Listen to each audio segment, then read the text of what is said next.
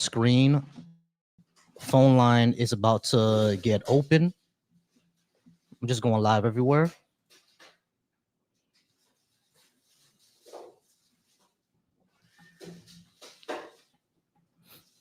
All right, y'all. Phone line is about to be open. All right, user, I guess you weren't here before. So as I said before, user, you can either call this number or you can just go ahead and request up. Hold on, my seat is a little low. There we go. Yeah, my seat was a little low. But yeah, so user, you can go ahead and call in the line or just request up because by the time I answer, my YouTube handle is Volsy Thoughts. It's the same thing. It's the same on YouTube, and it's the same on Instagram. So you guys can follow me there as well. So yeah, phone line is open. If you like to talk about what I have on the board, go ahead and come on up. I would appreciate it.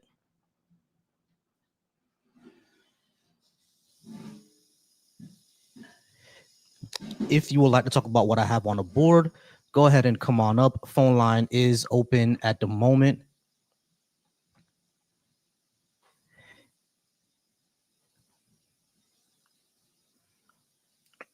Let me just switch over here. Yeah, but if you want to follow me on YouTube, my YouTube is the same thing, Volsy Thoughts. It's the same thing on Instagram, and it's the same thing on Twitch as well. I don't use Twitter as much anymore because Twitter is a hellscape of Nazis. So I'm not really using Twitter like that. But I do pop back in there every once in a while. I pop back into Twitter every once in a while, just to see what's going on there. There are a few folks that I follow on there that give some information that I like to read. So, but yeah, y'all go ahead and keep tapping that screen. Phone line is open. If you would like to talk about something I have on the board, go ahead and hit that request button, or you can go ahead and dial that number, and we'll go ahead and have a fruitful, delightful conversation if you would like. Hope y'all doing all right on this Thursday night.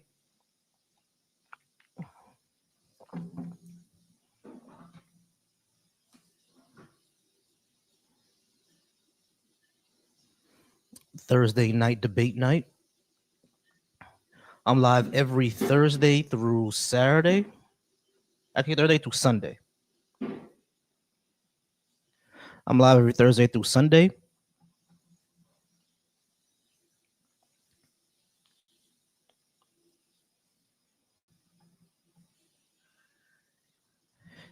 Hey, what up, y'all? What up, y'all? What's up over to the YouTube? Big up to the YouTube. Yeah, I appreciate that, Resist. Appreciate that. Big up to the YouTube. Let me go ahead and put on a super chat goal.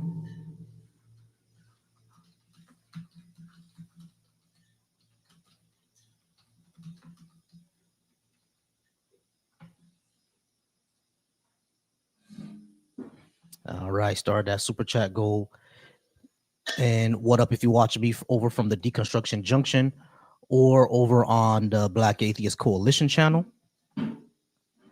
I appreciate y'all there. Once again, you could go ahead and call on in. The phone line is open. That's right. The phone line is open. So if you would like to call in or you'd like to talk about something I have on the board, go ahead and call that number and we will have that conversation.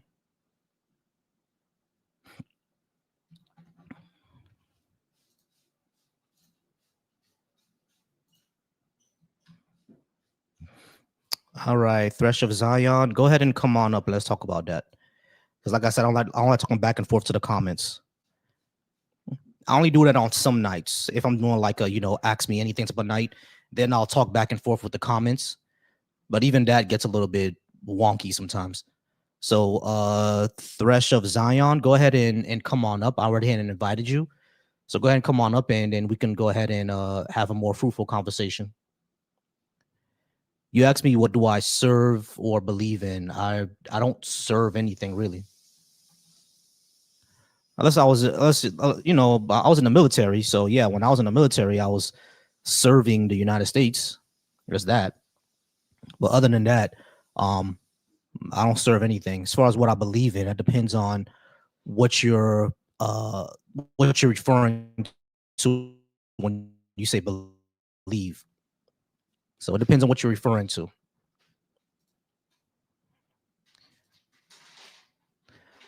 But yeah, if y'all can't come up, the phone line is right there. 786-530-5941.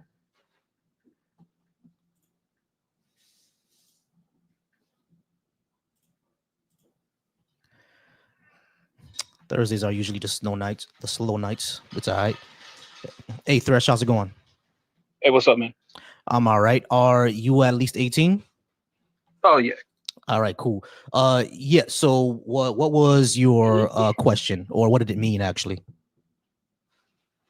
Uh, who, like, what? Who do you serve? You serve Allah. You serve I'm an atheist. like who do you serve? I'm an atheist, so I So don't you serve anyone. I don't serve any okay? So gods. you believe? So which category of atheism are you? Like, you like there is no God, and this is all just random chance?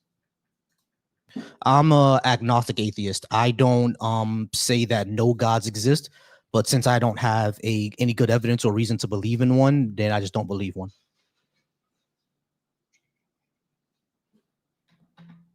Well, I guess okay. I guess my next question would be, uh, what evidence would you need? Uh, Or you just doesn't matter what proof is before you. It doesn't matter how much proof you see. You're just choosing not to believe. well, if evidence is brought forth, then simply ignoring evidence makes someone disingenuous, right? But um, I haven't seen any evidence brought forth, right? The only thing people usually say is, look at the trees, and that's not really good enough for me. I would need something that's testable and demonstrable. I'm not sure what's I funny. mean, even a tree is testable, but like, A tree huh? is testable, but that doesn't mean that You that said you're not. You said a tree is testable. You can test a tree, but just because you can no. test a tree doesn't I mean guess that I'm trying to get an tree. understanding. There's like a lag. There's like latency here. All right. So I'm not saying that you can't test a tree. You said What you I'm said saying, you said not sure what's funny. all right, you have to give me a second. What I'm saying is that you can test a tree. That's fine, but that doesn't mean that leads to a god.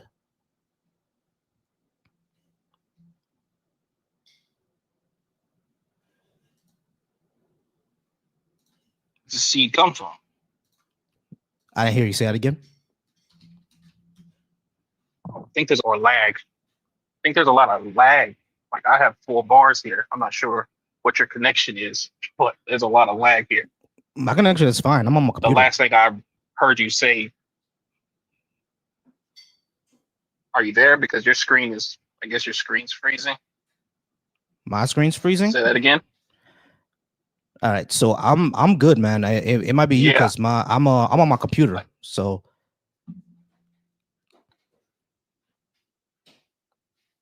yeah, I have 4 bars, full everything.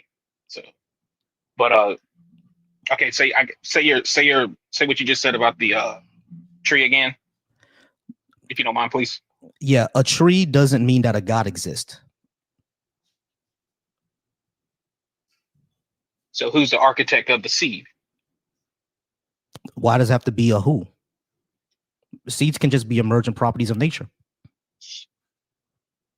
That's not possible because there has to be an architect. Why is it not possible? How do how do, Someone how do had you to design the seed. how do you show that to be true?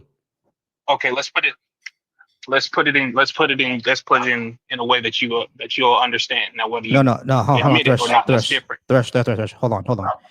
It's not that I don't understand what you're saying. I understand what you're saying. I'm asking you I how haven't exactly. Hold I on, haven't Thresh, said what I'm about to Thresh, say. Thresh. Hold on. You've already said it. You said I'm putting it in a way that you understand. I already understand what you mean. You said it has to be someone that made the seed. What I'm asking you is, what I asked is, why does that have to be something and not, why does that have to be someone and not something that's just an emergent property of nature. You said it's impossible. It has to be an architect. And then I asked you, how do you show that to be true? How do you show that there has to be an Because of the architect? environment. Right. So we know that trees make seeds, et cetera, et cetera. This is what plants do, right? This is all like botanical science. But unless you're gonna say that all botanical science is wrong, how do you actually show that to what you're saying is that's true? not what I'm saying. Okay, you don't know where I was going with my statement. That's why I was trying to say, hold on one moment, please. All right. Because you don't know, because right, I was giving you something completely different. All right. So how do you show that there's an architect behind nature? How do you show that? Because there isn't a single thing that is placed into a thing to thrive without the environment being specifically tailored or crafted for it.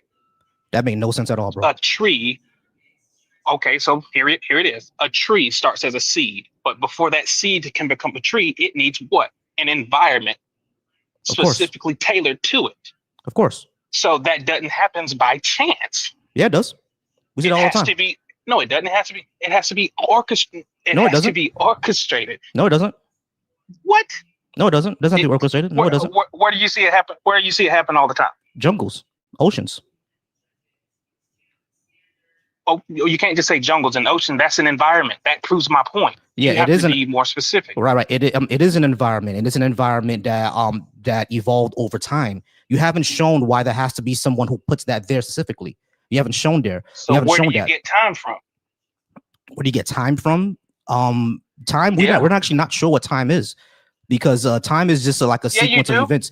We don't. Hold on. Listen. When it comes to physics, we actually not sure what time even is, because time and space are one thing. Measurement. Hold on. Is a measurement according to us, but space-time is one thing, meaning that the farther away you go from gravity, the slower time becomes. So that means space and time. We can measure that. What do you mean? You ever heard of time dilation?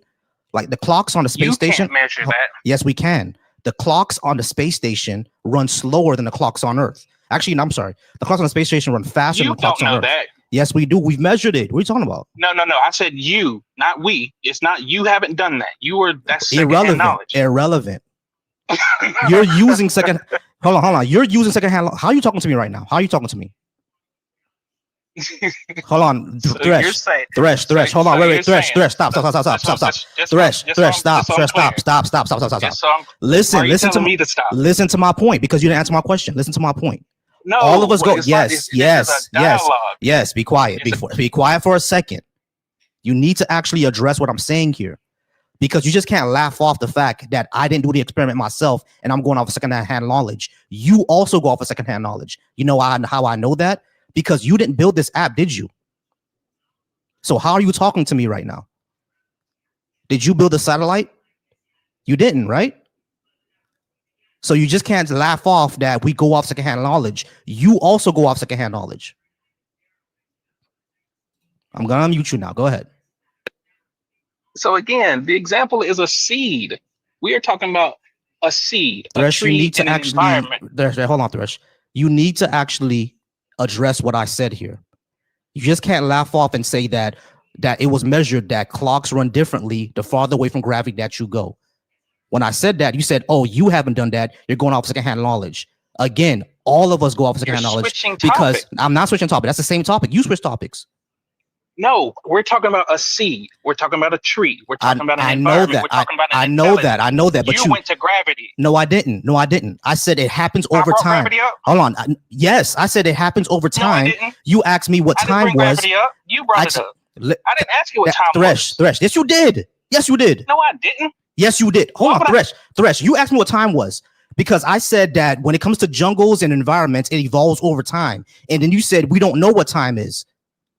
You said what is time, right? And I said we're not sure what time is in physics, because space-time is one thing. That's how we got to the gravity thing. That's how we got to that. You're not tracking, bro.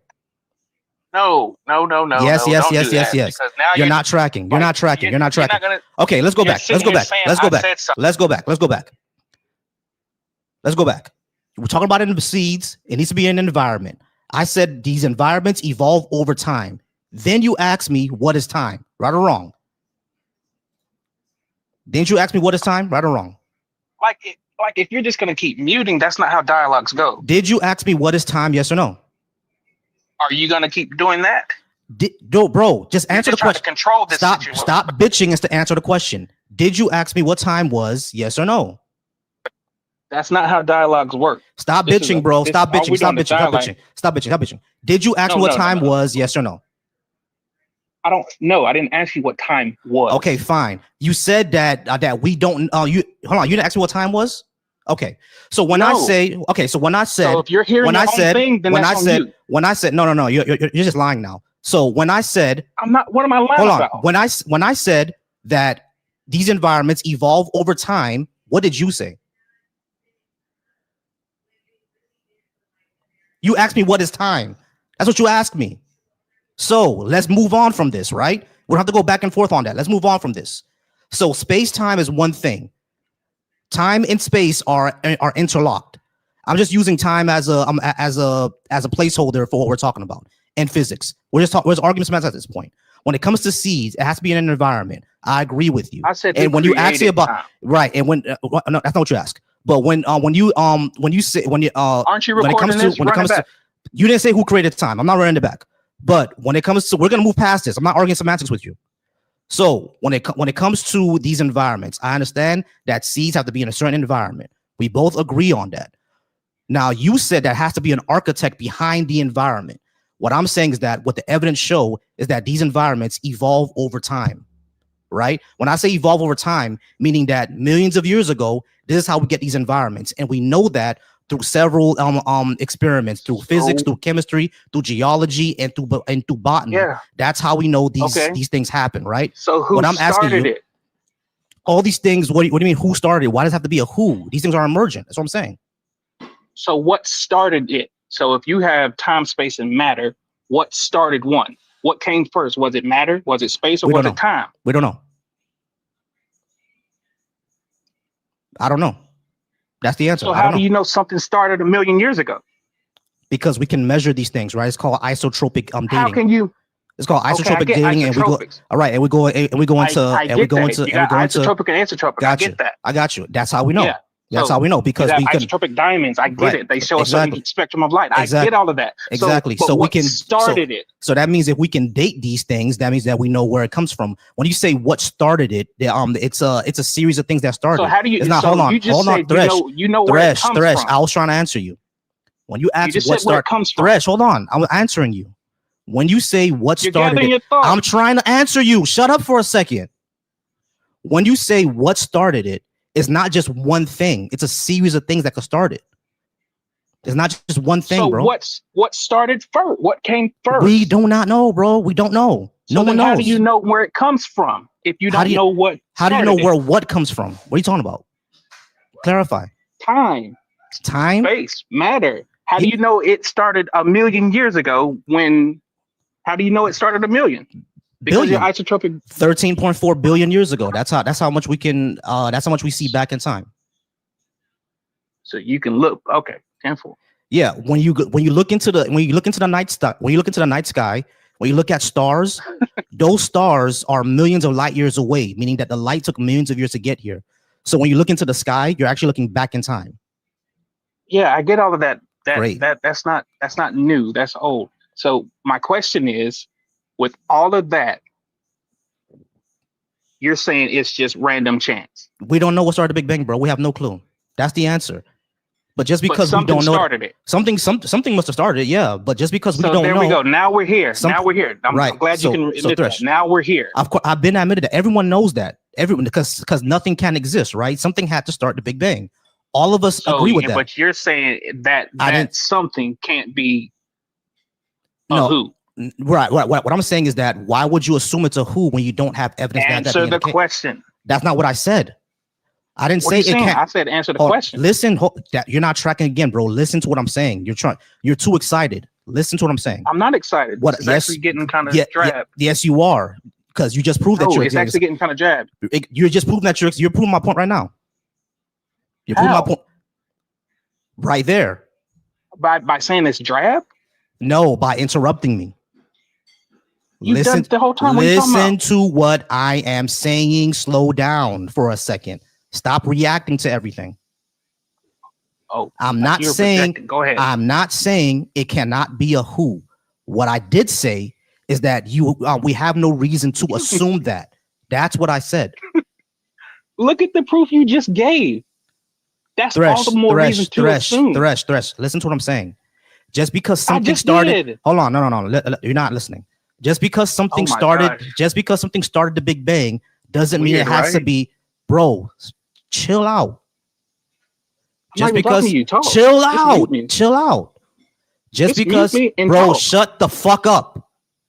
Or what? You can't Like just complain mute about me. me muting you, and then when I don't mute you, you bitch again. Just I'm shut not up for a bitching. I second. said mute me. Shut the fuck up for a second. Just because something started the Big Bang doesn't mean it has to be a person or a conscious being or something that has will that's deliberate. It could simply be an emergent property that we simply don't know about yet. Now, your hypothesis is that it's a will, it's an actual being, it's a conscious agent. My question is, why would we assume that? And number two, what evidence do we have of that? Because we have no evidence of before Big Bang. We can't even comprehend what that means.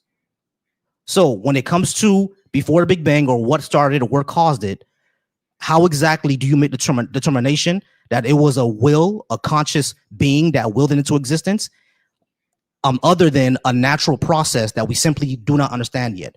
How did you eliminate one option and not the other? I'm not eliminating either option. I'm just saying that you don't have any evidence to show the first one, or you don't have any evidence to show the first option. So why would we assume that? My position is when it comes to whatever started the Big Bang, I do not know. That's my position. Your position is it was a conscious agent or a conscious will or some sort of being who did it all. And I'm asking you, what is the evidence behind that? Not your assumption, not some cute little philosophical argument. Evidence, something that's demonstrable, demonstratable, testable, something that we can show leads back only to this conscious agent. And what experiment is that? What did you do? Go ahead. So we can use the Big Bang Theory. We can literally use you are the evidence of it. Like you, this conversation, this cell phone, this area that I'm in is the actual evidence, the proof of it. Like, let's be clear. How many people are in your lineage? How did all of those people that came before you? Let's just be clear. Everybody in your lineage, your ancestors, however you know quantify that, they all had to meet, replicate, meet, replicate, meet, replicate, meet, replicate to you. You are the culmination of everyone before you. That is orchestrated, like you would say, through time over however many years that is. That is literally proof. On top of that, that's the like that's architecture. That's literal proof. Okay. Even it even fits what you just said. Okay, you're interjecting one moment. It even fits what you said. Literally, Big Bang, whatever. Big Bang, that happens, and then we have carbon dating, isotopic dating. We have the gravity effect. We have all of these type of sciences that come from that.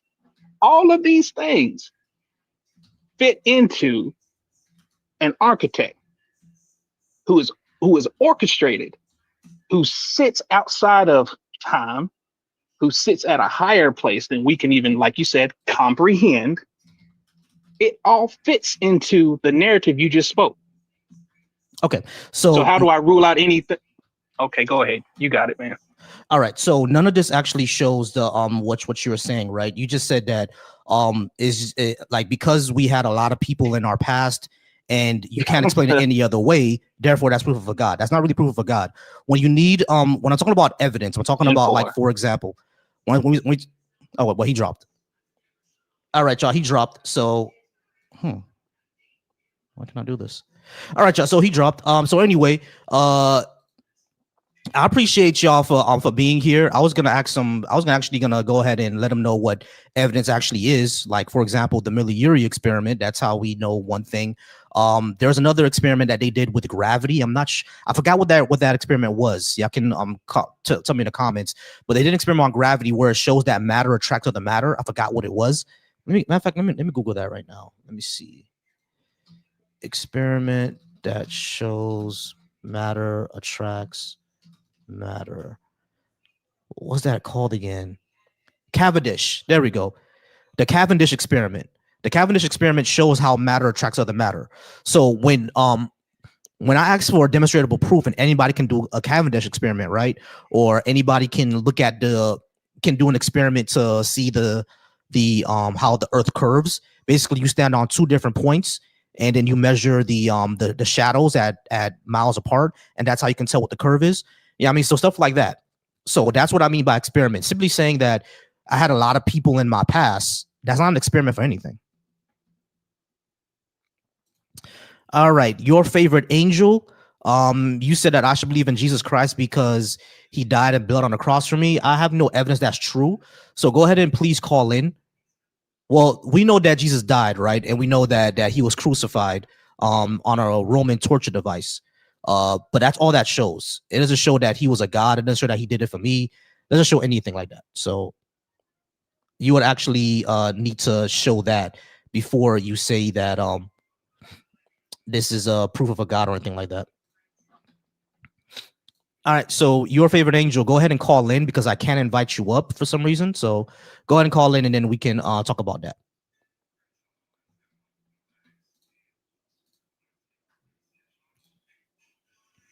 All right, y'all. If you're watching over on my Black Atheist Coalition, once again, I appreciate you there.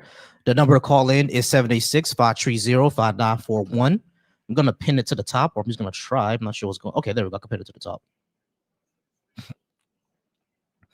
All right, so over on the Black Atheist Coalition, I see Almighty Pencil. Almighty Pencil, you can go ahead and call in as well. Go ahead and call in, Almighty Pencil.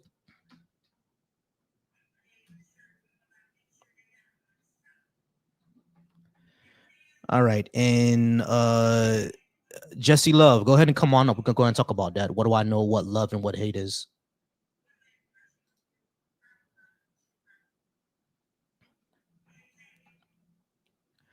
All right, well, your favorite angel, if you're not gonna actually come up and talk to me or call in, I'm not gonna talk to the comments, bro. Like that's not what I do. I don't talk to comments. You can call in and we could talk about it, because going back and forth in the comments is a waste of time for both of us. And I'm not sure why y'all do that for. Like y'all come in, y'all say, all right, yo, just call me so we can talk about it. And be like, oh, I don't want to talk to you. The fuck you here for then, bro?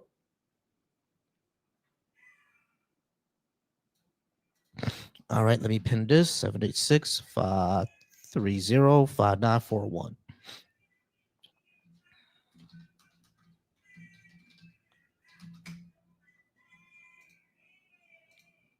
All right, y'all. So the number is pinned to the number is pinned up top.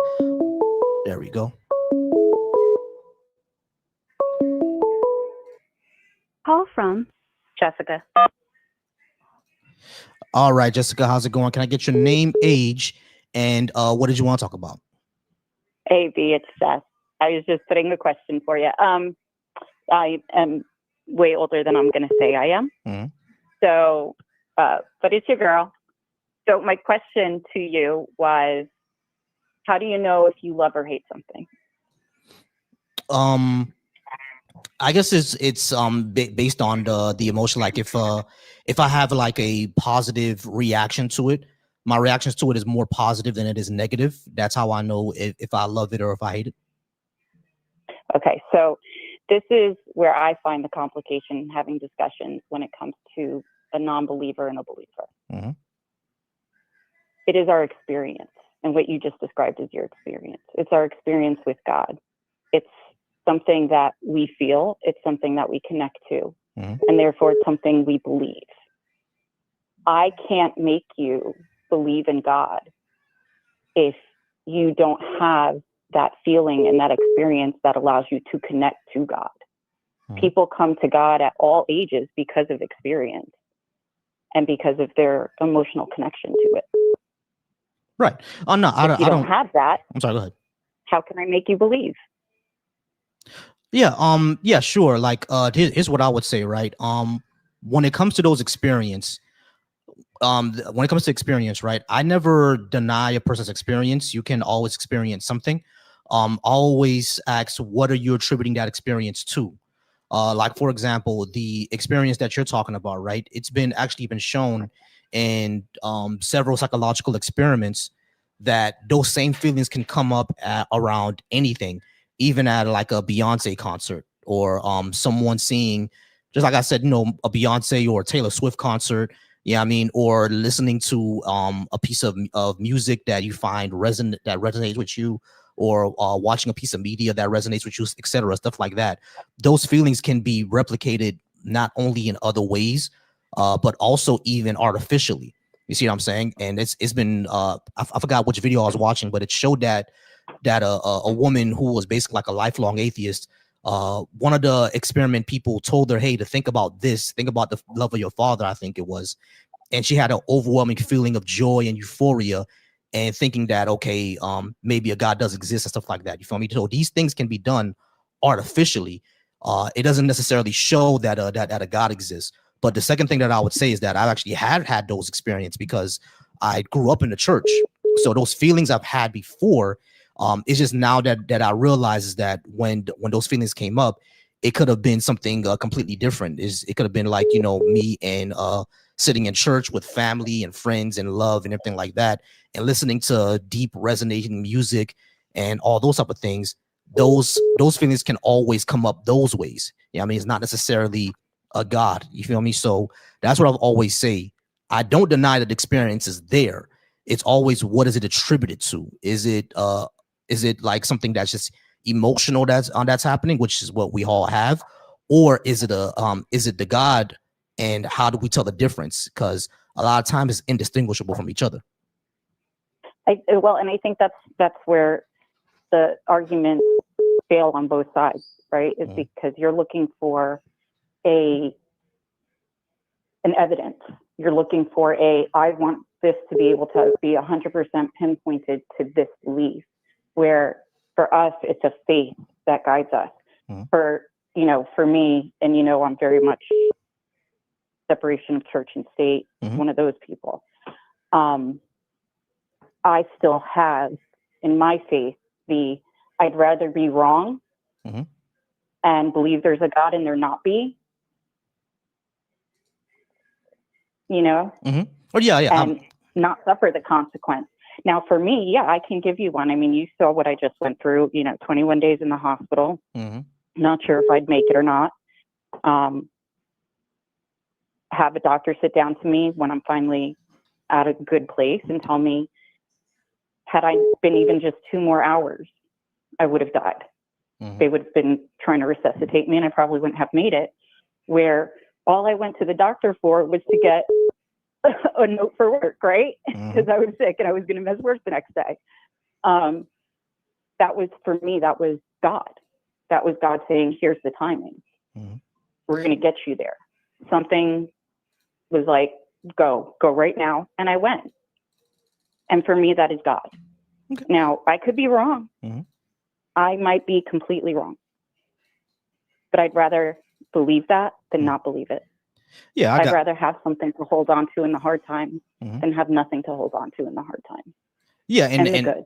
I got you. And the thing is, you see, I get that, right? Because like when it comes to like bad times, like for example, I had a cousin who passed away just last month. Yeah, I mean, and she's a younger cousin. Yeah, I mean, only 30 years old, like pretty young, right? And she passed away last month. So that's difficult. I know that for my family, they have the comfort of, we're gonna see her in heaven one day, et cetera, et cetera.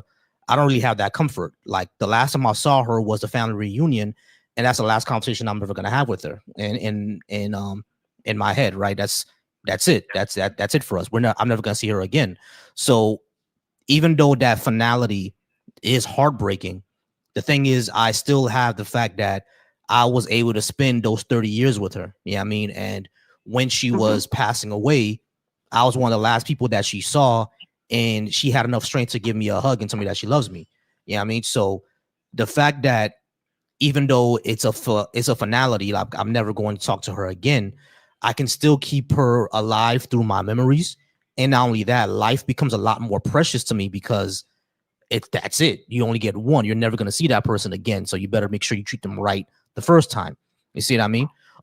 But the second thing I would say is that it is kind of Pascal's wager. I'm not sure if you heard of that. Well, I'm pretty sure you have heard that.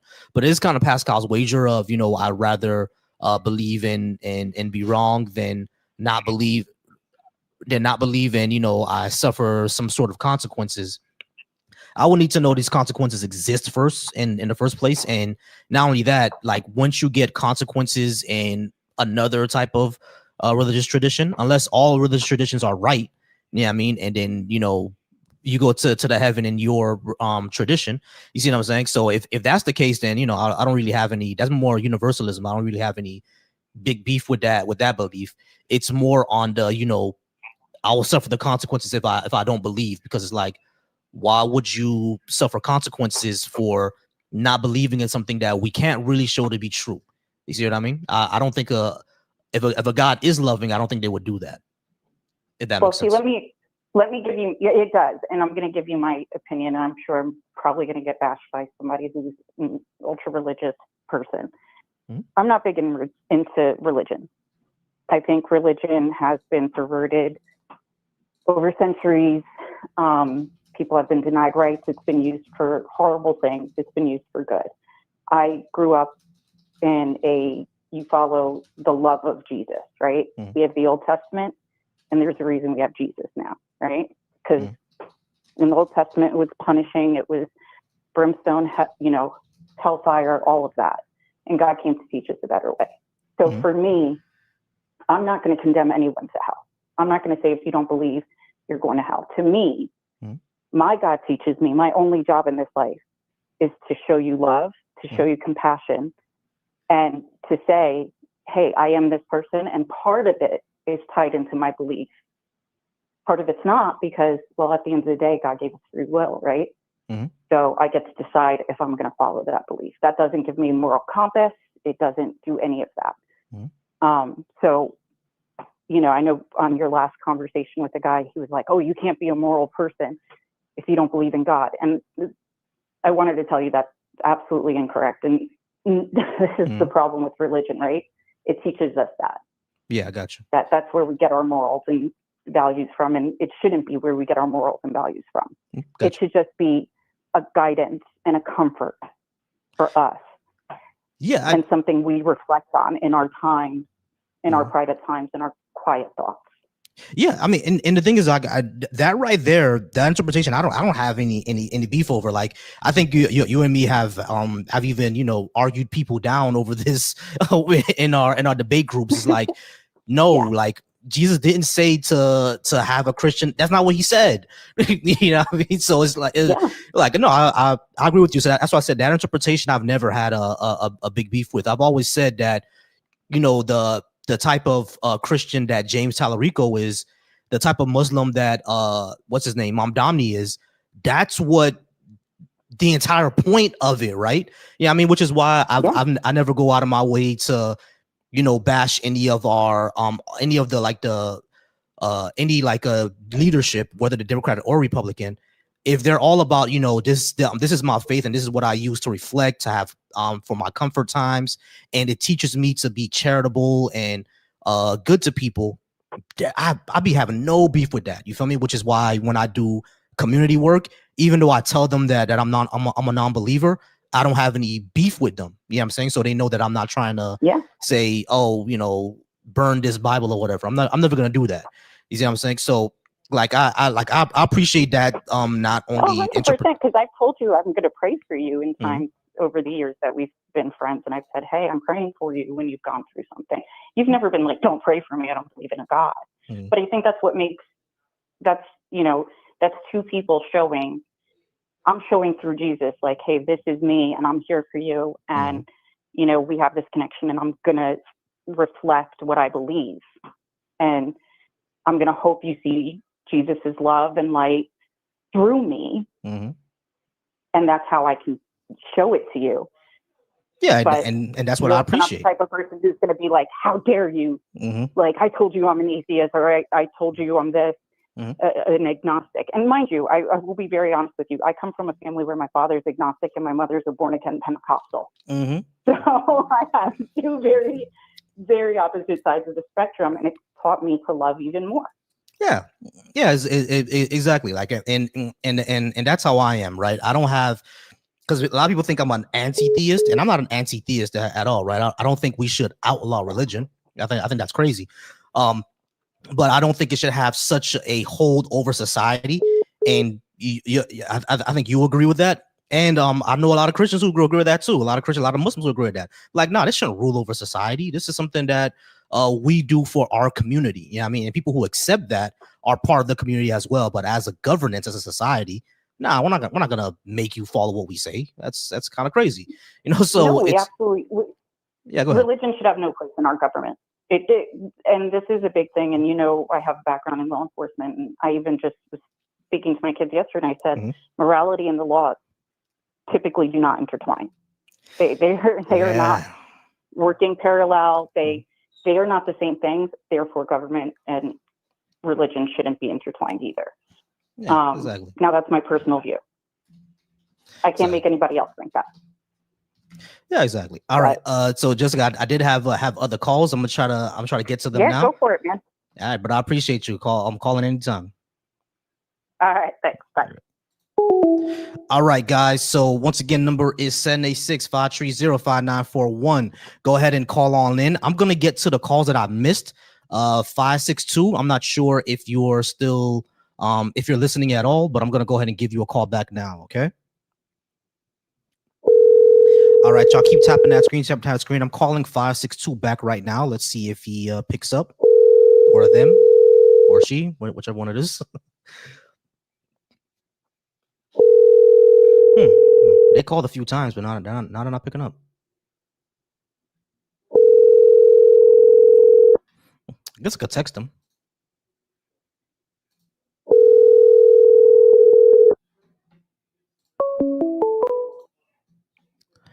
Call from John.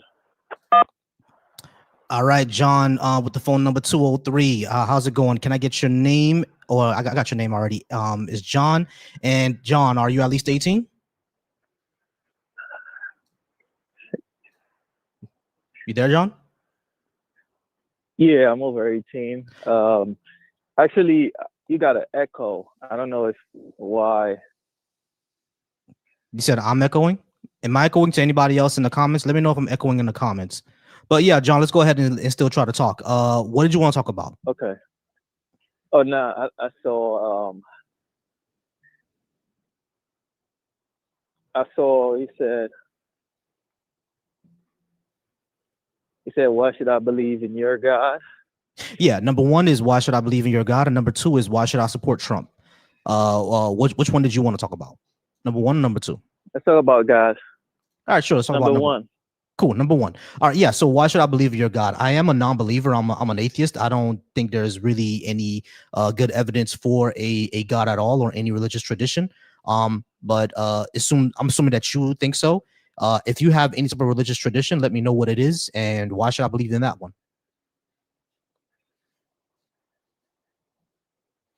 I'm sorry. Every time you speak and I speak, what I say, I can hear it back. It's almost like once you're done speaking, I hear it twice. So give me a sec. It's pretty much throwing me off. To be honest, I don't know if I'm gonna be able to follow. To be honest. All right. How about that? Is that better?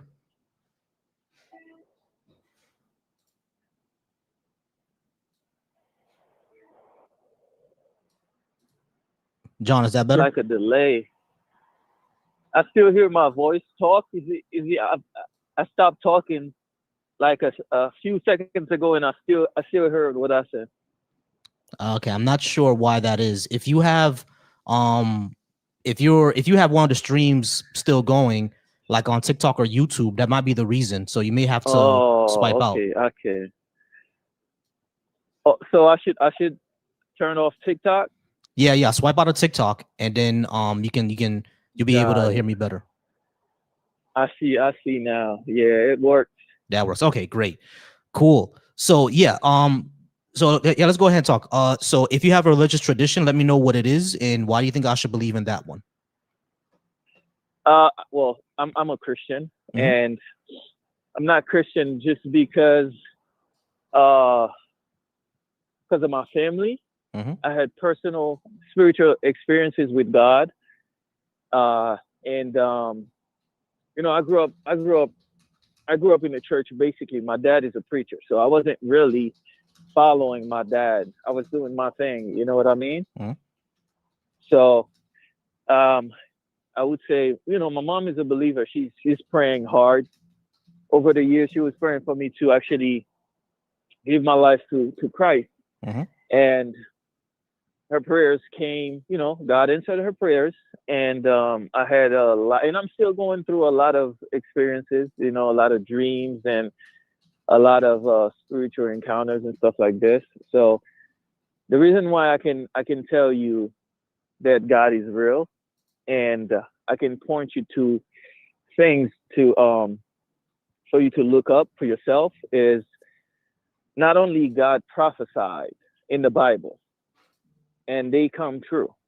You know what I mean? Before Christ died, he already told us he was gonna die. The prophets spoke about Christ to come and died for our sins. You know, Christ pre-existed Mhm. before he incarnated. So those are pretty much tangible proof that there is a higher power. Now, I'm assuming you believe in some kind of power because you said, why should I believe in your God? Am I No, I'm an correct? atheist. I don't believe in any powers. But when it comes to what you're saying, right? Let me see if I can follow. You're saying that Christ predicted his own death. Yeah, I mean, Yeah. yeah, he was an enemy of the state, so yeah, like even MLK predicted he would die. But when it comes to whether we can show, because really Christianity rises and falls on the death and resurrection of Jesus Christ. If that didn't happen, then Christianity would be untrue at that point. I But agree. there are several things that we have to consider. Number one, we have to consider the first sin of Adam and Eve, because without the first sin, the death and resurrection of Christ is useless. There's no reason for it. But the second thing is, how do we actually show that Jesus resurrected, right? Because none of us can go back in time to record it and see it. So what evidence do we have that it actually happened? And when it comes to things like history, when it comes to things like science, we can't really take supernatural claims seriously, because if we take that one seriously, why exclude all the other supernatural claims at that point? And if we're going to include all the other supernatural claims, are we going to say that all religions are true? And if we're going to say that, then why should we particularly follow the Christian one? At that point, it's Oh, just your favorite choice of music or your favorite choice of anime at that point, right? You're just going to be a fan of one of the ancient animes. So we need to show that Jesus actually rose from the dead first, even if we give you all the prophecies. And even in those, there are problems there, right? Because a lot of these prophecies are very, very vague. A lot of them aren't even not about Jesus. Some of them Jesus didn't even fulfill. It's a lot of issues there, right? So even if we give you that, how do we show that he actually rose from the dead? What evidence do we actually have of that? Because we really don't. well, we can use common sense because, and I'm not saying common sense as a disrespect. You know what I mean? I'm just saying, why would 12 guys follow one guy that they didn't even understand who this guy was when he was with them, right? And this guy predicted his death and said he was going to rise again in 3 days. Actually happened. They saw him and they all died as a result that they actually saw him. And ain't nobody's going to die after a lie, especially the way that they die, Mhm. the worst way possible. There's no one on this earth right now, I can almost guarantee you, that's going to lie and know that they're going to throw them in like a pond with alligators because they lied. Mhm. All they have to do is say, "Yo, I was lying," Mhm. All for right. them So to save their lives. all right. So And yeah. they actually say, you know, kill me. I'm Mhm. going to be with this person. Gotcha. Okay. So yeah. When Something happens. right. Okay. So yeah. No, number one. I agree with you that no one dies for something they know is knowingly a lie, right? At least most people. Most people are not like that. They don't die for something that they know is a lie. They die for Yeah. their true beliefs. But just because they died because they truly believed it doesn't mean what they believe is actually true.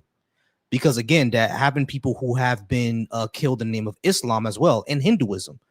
People who've been killed in the name of in Hinduism too. So For you're how did they die? Muslims killed them. So the thing is, what I'm Oh, trying to come say on, is, bro. It's hold not on, the same. hold on, listen. What I'm trying to say is that people die for their beliefs all the time, but it doesn't necessarily make their beliefs true, right? That's the first thing. But the second thing, when it comes to people who are following Jesus could have been a charismatic guy. That we have that nowadays, right? Like Jim Jones. Jim Jones was very, very charismatic. He was able to get over 1,000 people to follow him. He got 900 of them to move with him to South America, and they all drunk Flavor Aid and all died. You know what I'm saying? So Yeah. Jim Jones was able to do it in modern times, right? So it's not really surprising that people would follow this person in ancient times. 12 of them will follow him, especially if he's charismatic, especially if he's a teacher, everything like that. Like there are people who are going to follow this guy.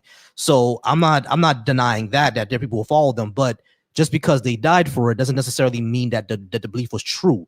They just could have believed something that was Now wrong. You know? no. First of all, I wouldn't really compare these people to Jesus because Jesus performed many miracles, right? Jim Jones Many claimed mighty miracles. he made miracles too. How do we know Jesus' miracles actually happened? Like what evidence we have of that? We have plenty of eyewitnesses. Who's Jim Jones? Did this guy have eyewitnesses Yeah. to whatever claim? Yes. Huh? Yes. And what did he do? What did Jim Jones do? He claimed that he to heal people. He claimed. Yeah, he claimed to heal people, and those people said that he healed them, but they were faking How, it. how So did we know they how were did faking it. he how did he Matter do of fact, I think his leg. I think the miracle of leg growth. I think that came from Jim Jones. If I'm not mistaken. I don't know how he Okay, did it, but he faked it. I'm saying, like the thing is, Jim Jones is bullshitting people. We know that, but the thing is about like when it comes to the miracles of Jesus, the only like so-called evidence we have of Jesus committing miracles is the Bible. That's it. The Bible says that No, he made miracles, and therefore you believe it. Like, how do you know that's actually true though? That's what I'm no. trying to That say. well, we have secular historian writing about Jesus. Somebody that's not even a religious guy. He was I think his name is Tacitus. Right. He Tacitus was wrote about Jesus, but he didn't write that Jesus did miracles. you sure? Yeah, I'm sure. Tacitus wrote that Jesus existed and was crucified. He didn't write Yeah. that Jesus made miracles. He wrote that this is what people believed about Jesus.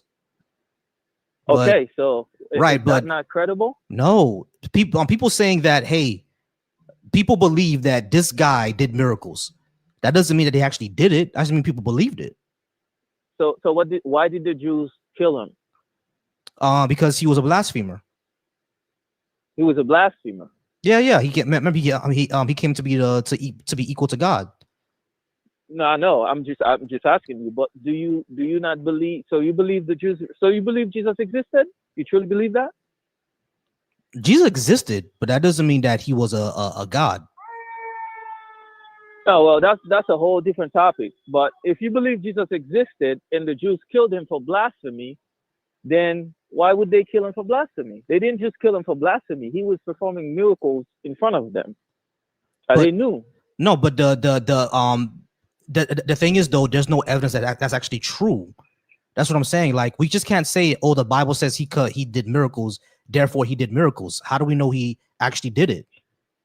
Okay, so let me ask you a more personal question. I see a flag. I see that you're from Haiti, right? That's right. Or born and raised, or I was born and raised in America. you My parents are from Haiti. I used to spend my summers over there when I was a kid. so any abnormal activities when you went back there? When you went to Haiti back then? Yeah, there were You heard activities. anything at all? Yeah, there are plenty Any people who there are plenty people who said that folks did voodoo, but that's bullshit too. That doesn't exist. Oh, all right. Well, if well, and your parents agree with you on that, No, so they don't agree with you, so they know it's true, it's real. they think it's real. I don't think it is. Because if voodoo was real, how come I'm not a cat? Because someone told me they were gonna turn me into a cat, and that never happened.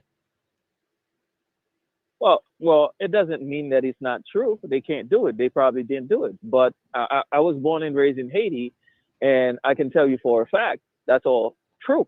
Ain't no You can Lugauts, ask, bro. Ain't no Lugauts, bro. No one no, transformed well, anyone into a cat, bro. you can't really say there ain't because you don't know for real. You know, you wasn't really there to Let know me ask you a if it's question. true or not. Let me ask you a question. Let me ask you a question. Hold on, let me ask you a question. Let me ask, Fictional, but it's true, bro. let me ask you a question. If voodoo was ahead. real, how come France is still one of the most powerful countries in the world? It doesn't work like that. Exactly. It doesn't work like that. It's bullshit, bro. It's bullshit. No, it's not. We can agree to disagree. You know, I grew up in Haiti, bro. I grew up in Haiti. I know what I'm saying. All right, so let You know, me get this straight. Let me get this straight. So we only using voodoo to hurt each other. We're not using voodoo to hurt the colonizer. Why would we do that? That's stupid. well, I see what you're saying, but it doesn't work like that because the root of it is pretty much you going after a source. Have you seen when? Have you ever seen people performing rituals Yeah, when I've they're seen like it, bro. dancing there with you? I've seen it, bro. And have you seen? My Have you seen grandmother that? my grandma was a mumbo, bro. So like I've seen it. Okay, okay. So have you seen your grandmother using the white powder and then doing some kind of like Yeah, I've seen that. Here's some one thing. stuff on the floor with I it? got you. All that is So right, all so that is portals for I them to know, call I know what it's spirits. supposed to be. I know what it's supposed to be. Here's the thing: when it comes to some of those rituals, right, like the powder is an actual real chemical, and that can knock some people out, and it can slow their heartbeats to the point where you think that they're dead. That is an actual thing. That is an actual thing, but it's chemistry. It's not magic. It's just chemistry. No, that's not what I'm talking about. I'm talking about they use a regular powder and they draw a symbols on the Yeah, the floor, circle and the right? vivid. Yeah, I know what you're talking about. I know because I've been to a Yeah, ceremony. I know what you're talking about. But the those are portals. Yeah, the exactly. way portals that I they got you. call demons and spirits. I got you. I understand.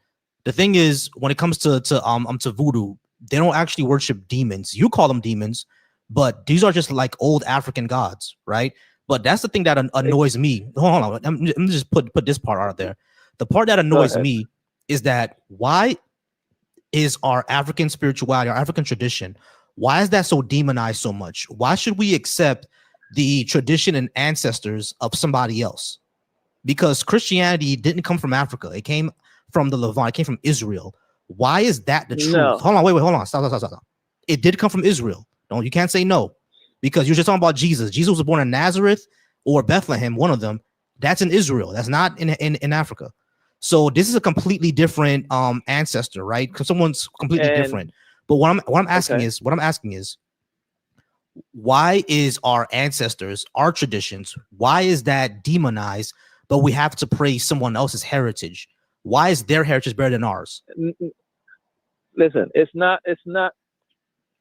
all spiritual, right? So there's one true God, one true creator, one living God. So everything else is dead gods. You know what I mean? But So John, you have to understand what I'm saying, bro. You have to understand what I'm trying to I say. understand exactly what you're saying. That's where I'm leading to. I know, Okay. but you keep on So saying, hold on, wait. You keep on saying there's only one true God. What I'm asking is, the God that you're talking about is some foreigner.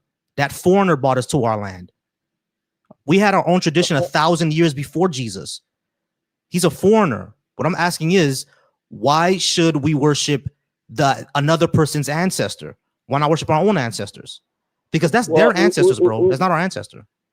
we worship. No, it's not their ancestors. It's because according to Genesis, God created Adam and Eve, Genesis is and from bullshit, Adam bro. and that's your opinion. That's cool. It's not But my opinion. There was no Adam and Eve. Adam and Eve never existed, bro. okay, so where does life come from? Life comes from evolution, a single cell organism. We're all related. From evolution. Life. Evolution. Yes, evolution. A single cell organism. Walk me through it. How did it start? Ain't no way you went through high school and never learned about evolution, bro. You serious? No, no. You don't have to. You don't have to. Just go ahead. Dumb it down for me. All right. Life started with a single cell organism. If you want to know where that single cell organism come from, I'm not sure. You have to talk to an original life researcher. But that single cell organism, you know, from the single cell, it wasn't just one. When we say single cell organism, it's not just one single cell organism, and that's the only one across the earth. You know what I'm saying? We're talking about like life in the ocean. It was just single cell organisms in the ocean, and over time they changed and adapted to their environment and became multicellular, which is what we are now. We're a multicellular organism, and then life left the oceans, et cetera, and evolved from there. Like all life comes from a single cell organism. Like there was no Adam and Eve. Adam and Eve never existed. Okay. And that's your belief. No, that's the evidence that we have, because we know that because we're multicellular organisms, right? Like you agree with that? We're multicellular. I agree. Right. So because we're multicellular organisms, that had to come from somewhere. So because we're multicellular organisms, the further down in the fossil record that you go, life gets more and more simple. It has less and less cells. So if it wasn't evolution, how would you explain the fossil record showing that the deeper that we go into the earth, the less complex life is? So you really believe we came from monkeys, and then human beings? We are apes, bro. We're apes. Humans are part of the great ape family. I understand. I understand. Hold on. Let me just say this. I understand the sensitivity around this, right? Because in order to dehumanize black people, we've been called apes before. So I get that. I get the sensitivity around that. But when I say that we are apes, I'm talking about the entire human species. We're all part of the. We're all part of the ape group. I wasn't there though. I wasn't thinking of. No, I got you. Or color. Yeah. I got you. But we're all part of the. We're all part of the. What I'm saying is that we're all part of the ape group. We're all part of the ape family. Humans, chimpanzees, gorillas, bonobos, orangutans. Why is there apes still then? If people came from apes, why is there still apes now? That's why like those apes doesn't turn into human beings? Hold on. Okay, because evolution is not a ladder. That's number one. There is no goal for evolution. They're not supposed to become us. But the second thing that I would say is asking why are they still apes is like asking if we both came from a grandfather, why do I still have a cousin? The other apes are cousin species, basically. Like we're humans, and chimpanzees is a cousin to humans, and a cousin to chimpanzees is gorillas, and their cousins are orangutans, and their cousins are bonobos. That's how it happens. You know what I'm saying? Because we're all cousin species. You can't disagree with science, bro. How do you explain us sharing 99% of our DNA with each other? I would have to disagree because we don't come from apes. Hold on. Listen. How do you explain that we share 99% of our DNA with each other? How do you explain that? Because there's a God, there's a creator. Right. Because so now you have to show the creator. Now you have to show there's an intelligent mind who created us. So we're related then. That means we're related then. Huh? So that intelligent mind made us related then? Say again? I'm sorry. When I asked you, how do you explain us sharing 99% of our DNA if we're not related? You said that there's an intelligent mind out there. So if that's the case, that still doesn't answer the question. We share 99% of our DNA. Now, if I take your answer that is a creator, that creator made us share 99% of our DNA. That shows that we're related. We could be. Okay, so we're if we're related, that means we have a common ancestor. Just like you and your cousin share a grandfather and a grandmother, right? That grandfather is a human. I understand. It's an hold on. It's an analogy, John. Listen to my analogy. So if us chimpanzees and gorillas and orangutans are related, that means that those groups share a common ancestor, just like you share a common ancestor with your cousin who have the same grandfather. So when it comes to chimpanzees, humans, bonobos, and orangutans, we share a common ancestor too. That would prove evolution. So even if we take your answer into consideration and say that there was a creator that just simply made us have 99% DNA to each other, that creator made us related.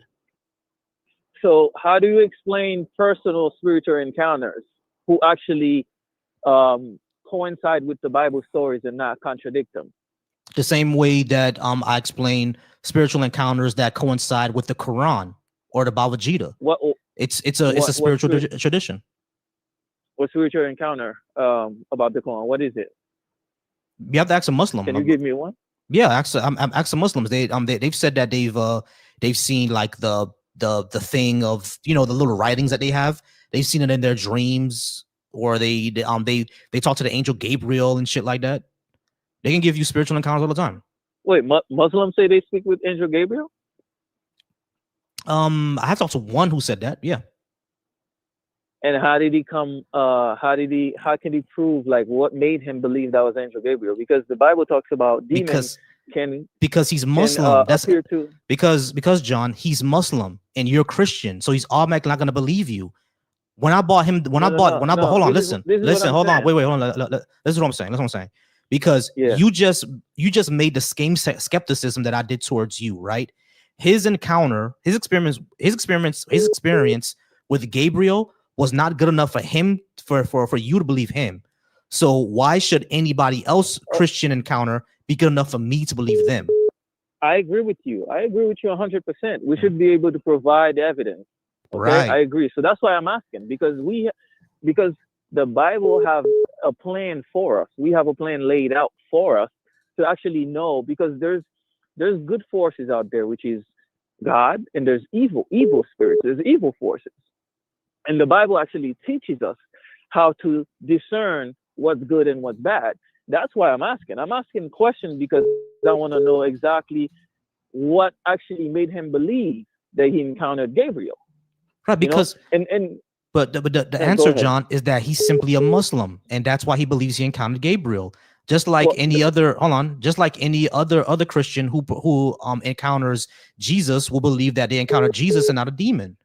It's all the same thing. How do you explain the Muslims who actually encountered Jesus in their dreams and became Christians?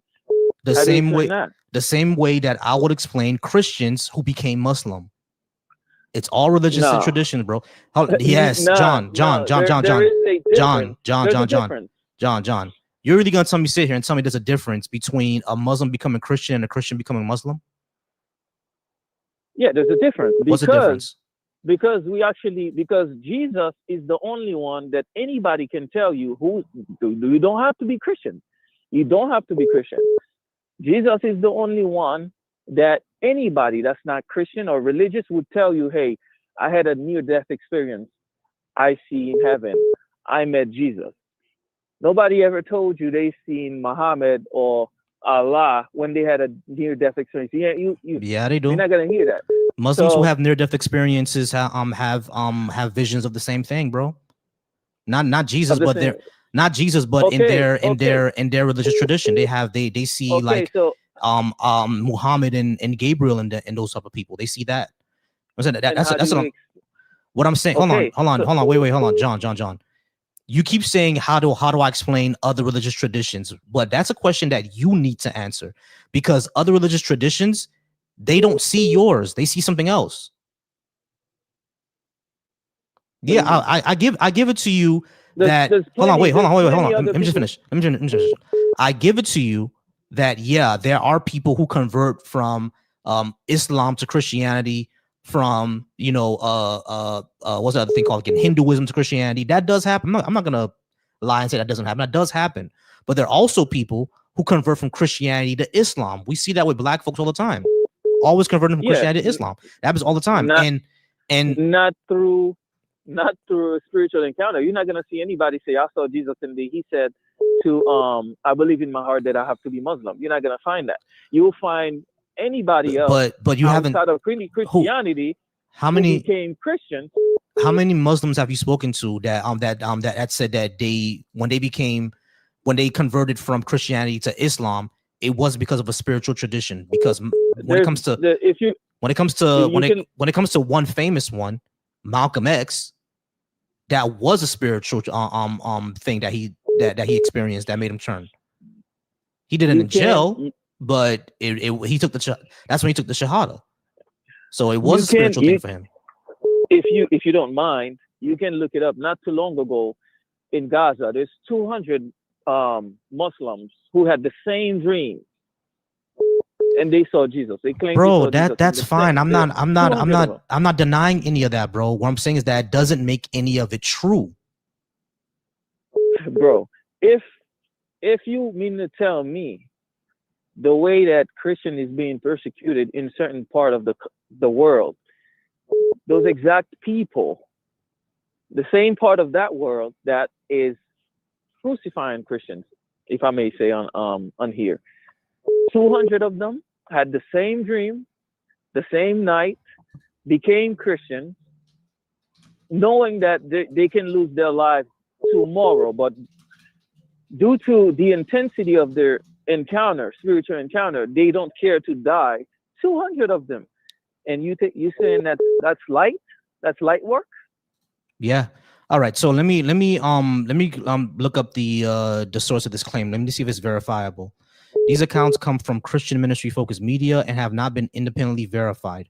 So this is a claim that it happened, right? But it's never been verified. Yeah, because a lot of these people are afraid. A lot of them are afraid. No. Hold on. John, listen to what I'm saying.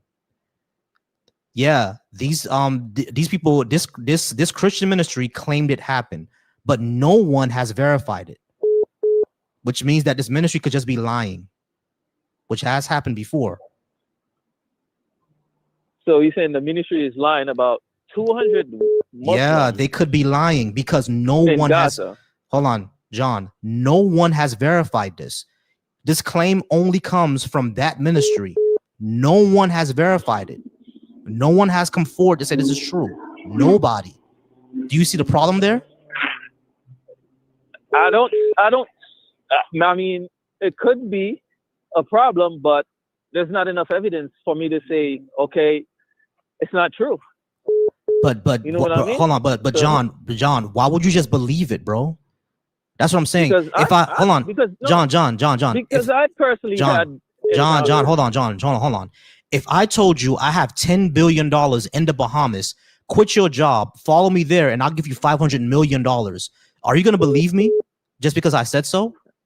No, it's not the same thing. Exactly. No, it is exactly the same thing because this Christian ministry, hold on, this Christian ministry simply said 200 people converted, and you're just believing it. No. It's the exact same thing. Let me explain to you. Let me explain to you why I'm saying it's not the same thing. Because if you were to tell me you have $200 million in the Bahamas, and then you tell me about how you made it happen, and I'm in that industry, and I know it can happen that way, then I would believe you. All right, so John, that but I'm means not gonna just believe like. All right, so John, that means so John, that means I provided you evidence. These people didn't provide you any evidence. They simply said something happened, and because you're in that same spiritual tradition, you just believed it. Just because they said so, hold on, wait. Just because they say so doesn't mean that it's true.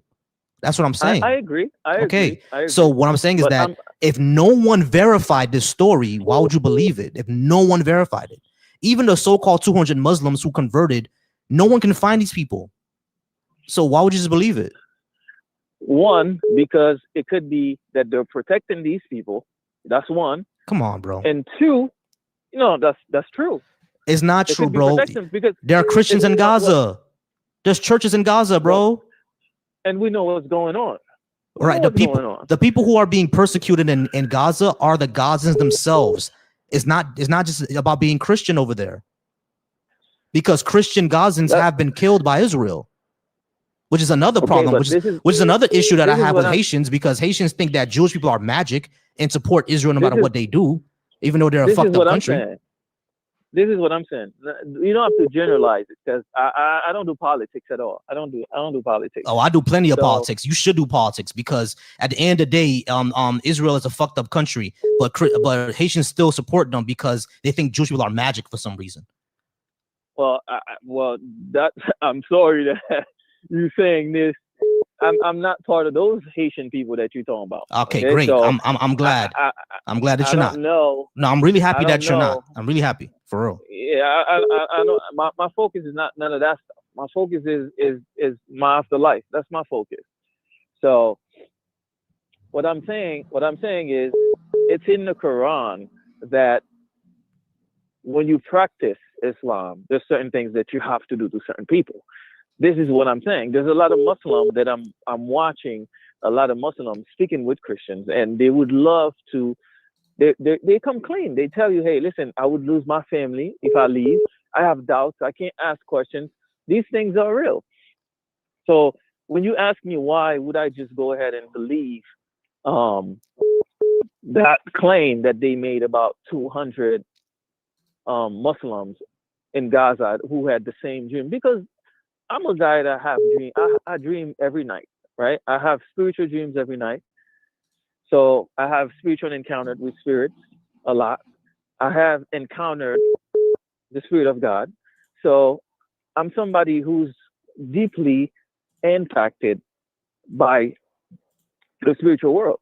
So I have ways for me to check. The Bible teach us ways to check which spirit is demonic and which spirit is the spirit of God. All right, so but we have John, ways for that. John. This is what I'm saying, bro. Any religion can say the exact same thing about yours, because I've heard Muslims say the exact same thing about Christianity, that the spirits that y'all encounter are demons. They've said the exact same thing, bro. Yeah, That's what I'm they trying don't have they have no way to provide. They don't have a way to provide. Yeah, their holy book, the Quran. That's what they go off of. No, Just like how John, hold on, stop. Listen.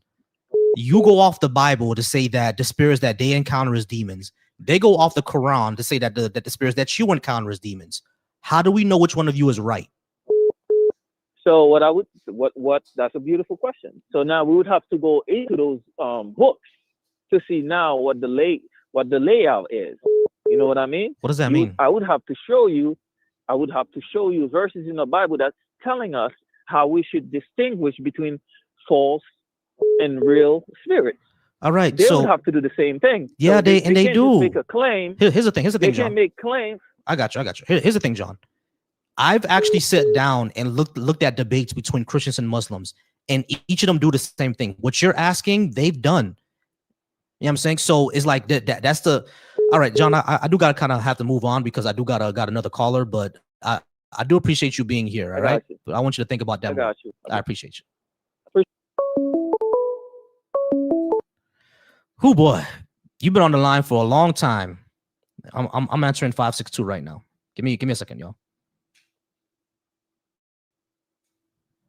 Okay, well now it's not connecting. All right, so I'm gonna try 562 one more time.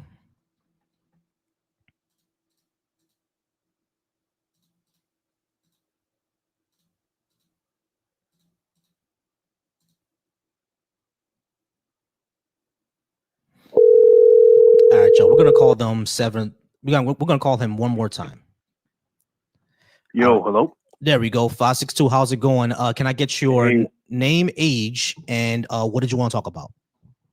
Yeah. Hey, what's up? I've talked to you before. But you hung up on me. I don't know why. But I'm Greg, and I'm 20 years old. All right, Greg.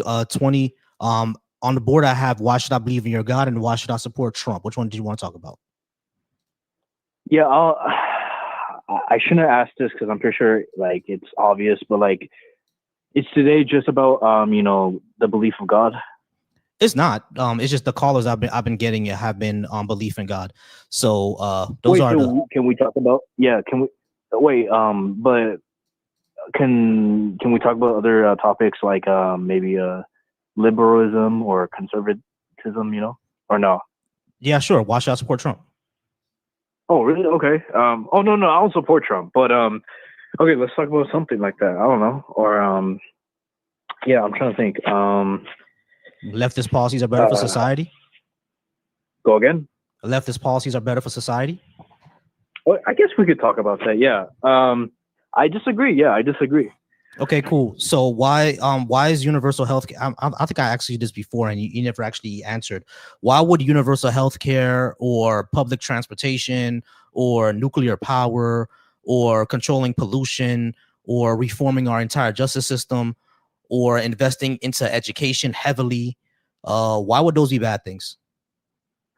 Hey, yeah, good point. All those things sound good on paper, but it's not really realistic and right.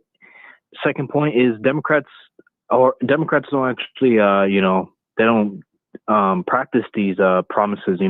I agree. So, Democrats suck, but the thing exactly. is, yeah, 100%. But the And thing is, one hold thing on, I would say, hold one on, thing I hold would on, say, wait, hold on. yeah, The thing is, what I was gonna ask is, you said these things sound good, but they're bad on. These things sound good on paper, but they're all bad. Why is they're not controlling? realistic. They're not realistic. It's not realistic to control pollution. Yeah, Why is that not realistic? like why are we focusing on like we should focus on more important things, you know? Yeah, pollution is important because kids die from pollution. Kids get kidnapped every single year. I think we should focus on that. I know, but just because there's one problem doesn't mean that we should ignore all the others, right? I suppose, but it's just like if that's your argument on if that's one example you're giving of a leftist policy, I'm not really impressed. I'm not gonna lie. Just All saying. right. So it's not about you being impressed or not, because you asked that these things But are. you're Hold on, kinda, Greg. yeah. Greg, you're doing the same thing, which is why I hung up on you last time. But the thing is though, you're simply saying, oh, I'm not impressed. It's not about you being impressed or not. It's about would these policies make society better. No one is saying to ignore child kidnapping. No one is saying that, bro. Everyone agrees, whether you're left, right, middle, or whatever you are, agrees that child kidnapping is bad, and we have a huge focus on law enforcement in order to help with child kidnapping. But Well, they don't care. we know the police don't Both care. sides, We know the police no, don't both care. sides don't care about kidnapping. We know they don't. But that's not my point, bro. Like, this is not even a policy. It's not a policy discussion to say, oh, but what about child kidnapping? That's not a policy discussion. We're talking about actual policies, bro. Yeah. All right. So when it comes to actual yeah. policies, how is us making sure that there's no lead in the paint or there's no toxic sewage in the water? How is that unrealistic? Because we've done it. So I'm not sure what you're talking about here. It's not a policy discussion to say, oh, we should worry about child kidnapping. Of course, we should worry about child kidnapping. You know what I'm saying? But that's not a policy. When we're talking about policies, what should we do about climate change and pollution? What should be done about that? Can I ask you? Yeah. Can I ask you a question? Yeah, sure. Is there any, in your opinion, are there any? Is there any politician that could put these policies in action if they become commander in chief? Yeah. Do you think? Do I think there's anyone who would we vote? Who could we vote for right now that will put these in action? Yeah. Do you think there's anybody? Yeah, either AOC or Bernie Sanders. Well, Bernie if they have, Sanders is not bad. if they have the Congress behind them, yes. Bernie Sanders, I'm not a fan of I don't like socialism, but he's not bad. AOC, she's bad, dude. She's just. What's bad about her? She's I don't know if I could. Are you on TikTok right now? I'm on TikTok. What's bad about her? She's just not very smart. She says a lot of dumb things. And what that's my we'll start there. She's just very illiterate, I mean, she graduated from college. I don't think you could graduate in I don't think that matters. It's been proven that doesn't matter. I've seen people who graduate college and they can't name 7 continents. So, that doesn't matter. Right. So, but you said that she can't read. No, I just said like, she's like, have you seen what she said recently? She said that the Mexicans and the Afro-Latino slaves invented cowboys. The Spaniards created the cowboys. If it wasn't for the Spaniards, there wouldn't be no what's it called? I forgot what the hat is called. I should know this because I'm Hispanic. I'm Mexican, but she was like making a big deal out of who created the cowboy. It was the Spaniards. That's just a historical fact. Right. So, yeah. We know that the cowboys originated in the 1800s. Yeah, you know that, right? I could double check that, but right. So cowboys, it originated in Spain. No, yeah. It didn't originate in Spain. Okay, let's talk about it. All right. So cowboys were herders, cattle herders in the American West, the early 1800s. That's where the cowboy came from. Yes, the Spanish did bring horses to America. No one denies that. But cattle herding, people that would herd cattle around, that's when it became the name cowboy. In America, the people who were herding cattle, the original ones, those were enslaved people. So she was right. The original cowboys were enslaved people. Yeah, but the Spaniards introduced this. Yeah, the Spaniards did introduce, certain cattle to America, like horses and shit like that. No one denies that. But when And it it was comes 1700. right, and yeah, exactly. But when it came to like the Veta Cruz or the Veta, I don't know how to say. I don't know how to speak Spanish, but yeah, we understand that some of these originated in Spain, especially with horses, cattle, and something like that. But when it comes to the entire what we know about cowboys, that originated in Mexico, so it came from them, and it originated in the Old West in America in the 1800s, and it was enslaved people doing that. All I know is if it wasn't for the Spaniards, there would be no such thing as cowboys. The items, the style from Spain. No, the style it started in America. Now the hat came from Spain, but Wait, the entire what? style came from America. No, now you got it. No, okay, it was Spaniard, and then the Mexicans, and then the Americans saw what the Mexicans were doing, and they're like, "Hey, let's be cowboys as well." Yeah. So so she was right. It came from It came from and the indigenous and black people. I don't think it was from Afros, but okay, cool. But yeah, back to my thing. But but so what though? No, that's not a big deal. Yeah, I was gonna. It is no. Okay, yeah, I know. I know this example may not be a big deal, but this proves my point that she's obsessed with like cultural war stuff. Like, you have to give the minorities this credit and all this stuff. And the GOP isn't, bro. Can you focus on policy? Can you focus on rebuilding our country, uniting Democrats and conservatives? Like. All right, forget about Marco Rubio. Forget about Marco Rubio. Greg, we're not going to forget about Marco Rubio. We're not going to do that. But Greg, this entire thing about culture wars, it's literally conservatives who push it the most. This whole culture war thing. It's both, dude. It's both. Okay, both. Whatever. They're both obsessed with race. Both obsessed with gender. They're both obsessed with all these things, man. It's annoying. Yeah. I know it's annoying, but it has effects on us, doesn't it? Well, dude, I don't care about your race. I don't care about your gender, man. It's cool that you don't care. It still has an effect on us, bro. That's what I'm saying. You're like, okay, what? Like, elaborate. I've given this example before, and you kept on trying to argue that it's not true. Go ahead. All right. So when it comes to employment, there's discrimination in the employment market. There's discrimination in healthcare. There's discrimination in real estate. There's discrimination in the criminal justice system. That's illegal, though. Are you saying that just simply because something is illegal means people won't do it? No. I'm just telling you it's illegal. So there should be justice. Listen to what I'm saying. That is disgusting. John, listen to what I'm saying. That is disgusting John, if that happens. But there should be justice. Greg, listen to what I'm saying. So you agree with me that just because it's illegal doesn't mean that people still won't do it, right? Yeah, people break the laws all the time. All right, so great. So when it comes to the healthcare, right? We see that black women are more likely to die and have are more likely to have higher mortality rate in childbirth because from what the research says, doctors do not take the pain of black women seriously, and not only that, babies are more likely to die when they're being cared for under a white doctor than a black doctor. So we know that there's less Where did care you get happening. This from, man? It came from a study in 2019 that studied over 1 million births, and they found that when it came to the doctor, it didn't matter what the mother's weight was or the health of the baby. Even if the baby was born unhealthy, they were still more likely to live if the doctor was black than if the doctor was white. So because we have this issue here, race and gender is an actual issue in our country, and we need to address that, right? For all the wrong reasons, though. Babies are dying. You say we don't have to address that? Dude, the demographics on abortion, the blacks get abortions the most, dude. It's like 40%. You're not answering my question. You're not answering my question. Hey, so like, you're not answering my question. You're not answering my question.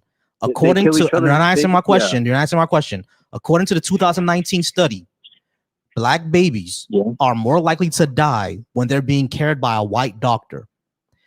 Do you care about that or think that's an issue? Yes or no? Dude. Is it only a yes or no? That's true. It's only a yes or no. True. That's according is that to this study from? research. Where? Tell me. Oh my God. Jesus Christ. Hold on. Wait. Actually, no. Why do you think this isn't true? Let me ask you that. Why do you think that's not true? Dude, because you're making a okay. Hold on. Wait. Just answer my question. I find that hard to believe. Okay, I understand you find it hard to believe, but Yeah. why do you think it's not true?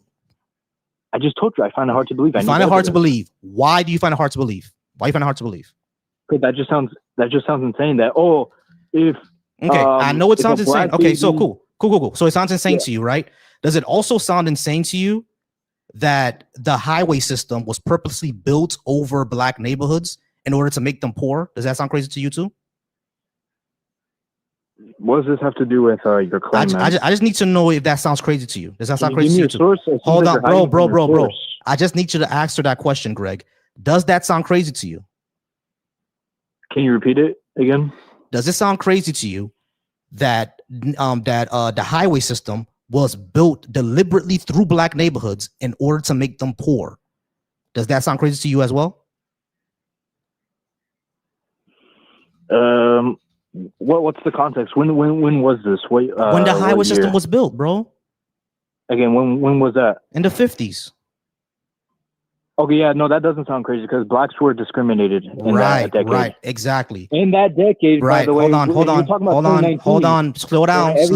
Greg, slow down. Sorry. So, blacks being discriminated to the point where highways were built to their neighborhoods in order to make them poor. That doesn't sound crazy to you because yes, blacks were discriminated against. Black were discriminated against back then. Are black people discriminated against now today? Not as much as back then. Not as much. But does it happen? Everybody's discriminated. That's not what I asked you. Bro, this is like a... Does it happen, yes or no, bro? Do black people do they still face discrimination? Yes. Everybody does, so yeah. I didn't say about everybody. I'm asking about black people. I'm just telling you, man. Everybody. Greg, I asked including black. Including black. But I didn't ask you everyone. I said, do black people get discriminated against? Okay, let me ask you this. I told you, yes, everybody. I'm not asking you everybody. This is what I'm asking you. Listen to what I'm asking you. Do black people get discriminated against more than everybody else? Like, do they face more discrimination? Yes. No. That's wrong. Well, no. That's wrong. They get government assistance. They get everything handed to them. Do white people get government assistance? Everybody has to tolerate. Do white people get government assistance? You would be wrong. Do white people get government assistance? Wait, what again? Do white people get government assistance? Not as much as blacks. There are more whites on government assistance than black people, you idiot. No, no. Stop with the per capita bullshit. Stop with the per capita bullshit. No, stop with the per capita bullshit. No. Greg, stop. Greg, shut up. Greg, shut up. Greg, shut up. Greg, shut up. Shut up. Greg, shut up, Greg. Shut up for a second. Oh my God. This is why I hung up on you last time because you're disingenuous. No, you're losing. You're extremely disingenuous, bro. You're losing. Because hold on. This was the question, Greg. This was the question, Greg. Greg, shut the fuck up. Shut up. This was the question. The question was, do black people get discriminated against more than everyone else? And you said no because of government assistance. Government assistance doesn't show that black people are discriminated against less than anybody else. No, it doesn't. And everybody has to tolerate them. Everybody has to tolerate black people. Yeah. That's why I hung up. And that's why I hung up. And that's why I hung up, y'all. And that's why I hung up. All right. Let's move on to JC. JC, go ahead and come on up, JC.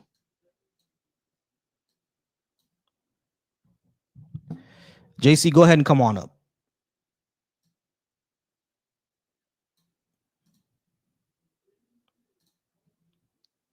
Let me show this on the screen first. Hey, give me 1 second, all right? I gotta show this on the screen first.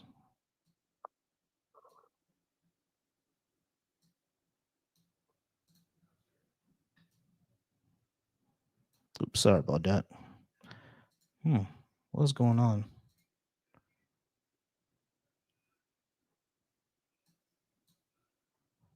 Okay, yeah, that's the wrong screen. Hold on, y'all. Wrong screen. All right. So if y'all can see that here, it says black newborns die less when cared for when cared for by black doctors. A study co-authored by Associate Professor Rachel Hardiman found that in hospital death rates for black newborns is a third lower when they are cared for by black physicians rather than white physicians. So the proof is in the pudding. So whoever was denying it, there you go. All right, Big Bobby, how's it going? It's going fine. All right. Are you at least 18? And did you disagree with something I had on the board? I'm 33. Okay. Did you want to talk about number 1 or number 2? What do you mean when you say, why should I believe in your God? Whatever religious Are you tradition. are you directing that towards like white people? Anybody really.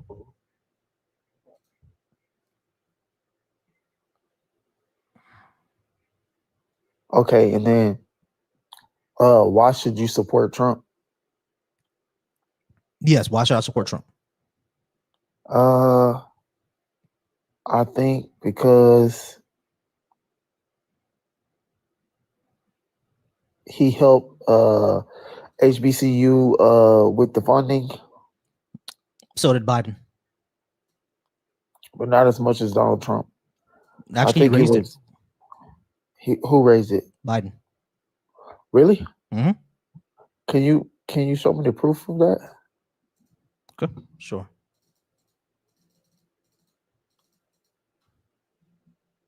So would you consider yourself a liberal? I'm a leftist. Why should I be leftist? The policies are better for our society. What do you mean by that? Like just the government helping people? Yes, universal health care is good for society. Guaranteed housing is good for society. Investing into education, renewable energy, to decrease our pollution and the issue with our climate. Those are all good things for society. Why would universal health care not be good for society? Oh no, I believe universal health care is perfect for society. I think that we actually need that. Great. So That's something I agree with. I actually agree with every point you made, but what I don't agree with is the other stuff that get mixed into like what other the stuff? bullshit, like abortions. What about abortions? Sexuality in elementary classrooms. What about it? What about it? Let's start with abortions. What about it?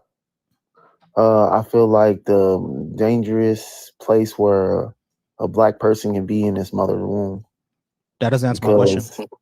I just answered the question. Abortion, because the dangerous place where a black man can be or a black person in general can be is in a black mother's womb. No, it's not. Yes, it is, because we are killing our babies faster than what we're procreating. No, we're not. So let it make sense. No, we're not. We're above on replacement levels. Since when? I think that was this year. Let me bring that up as a matter of fact.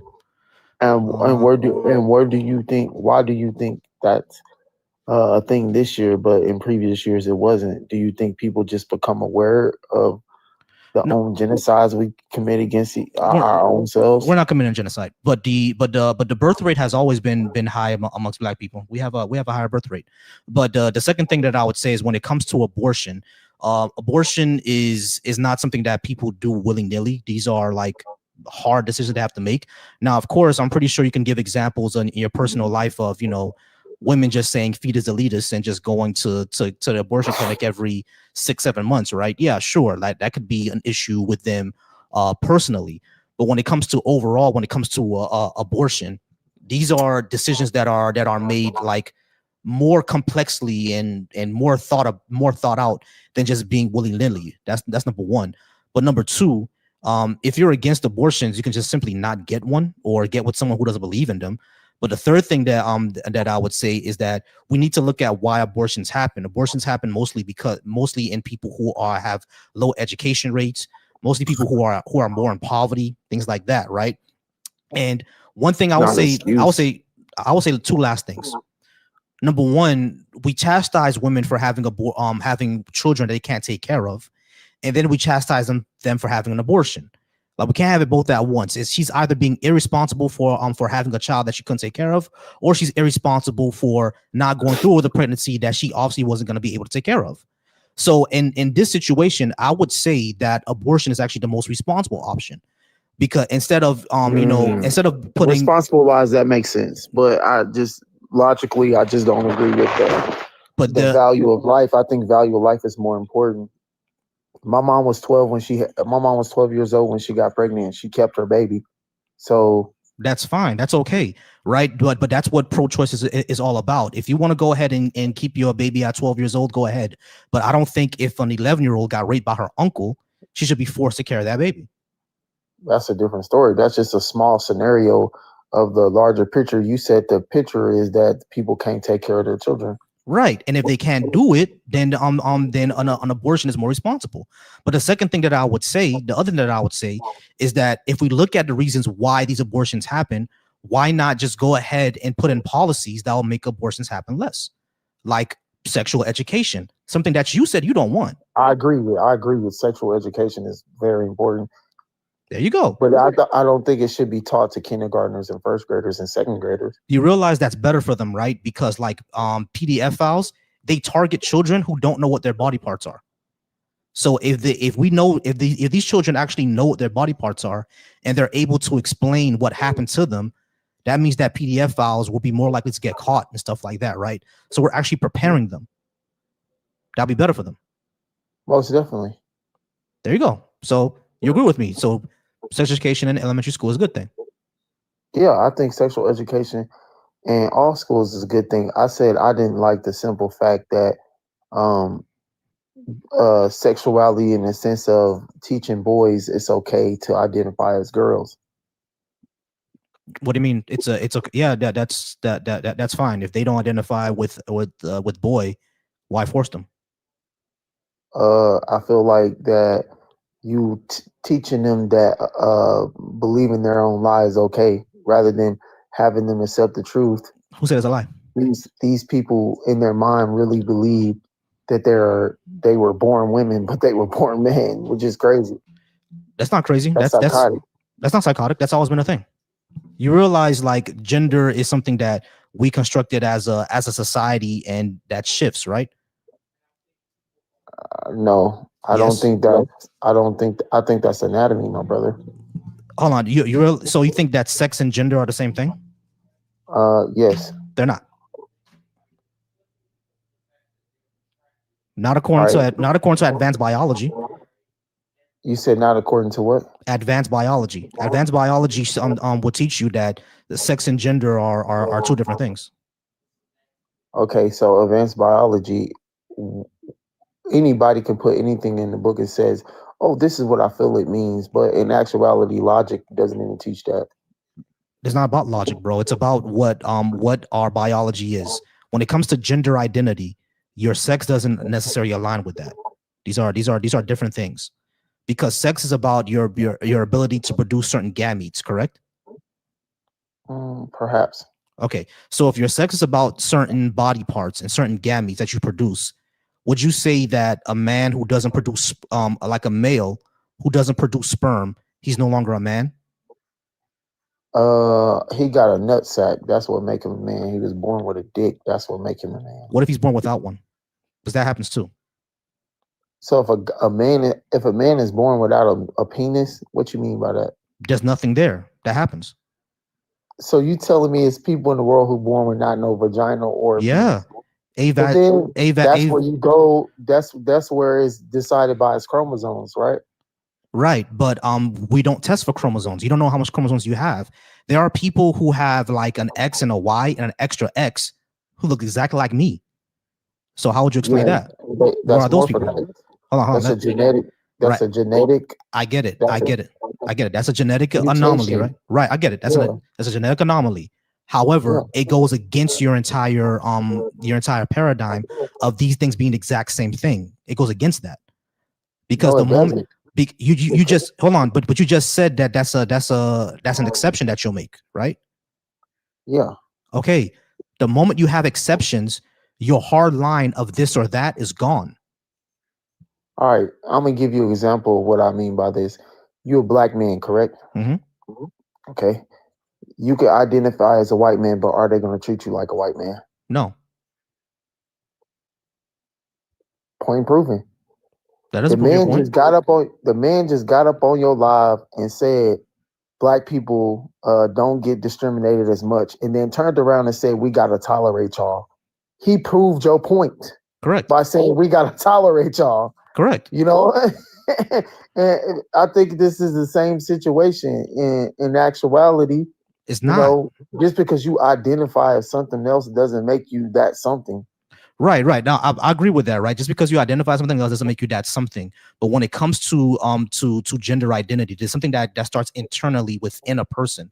It doesn't start off like within society. When it comes to black, white, everything like that, there are people who just externally or like there's no way to internally agree with being black or white or externally identify as black or white.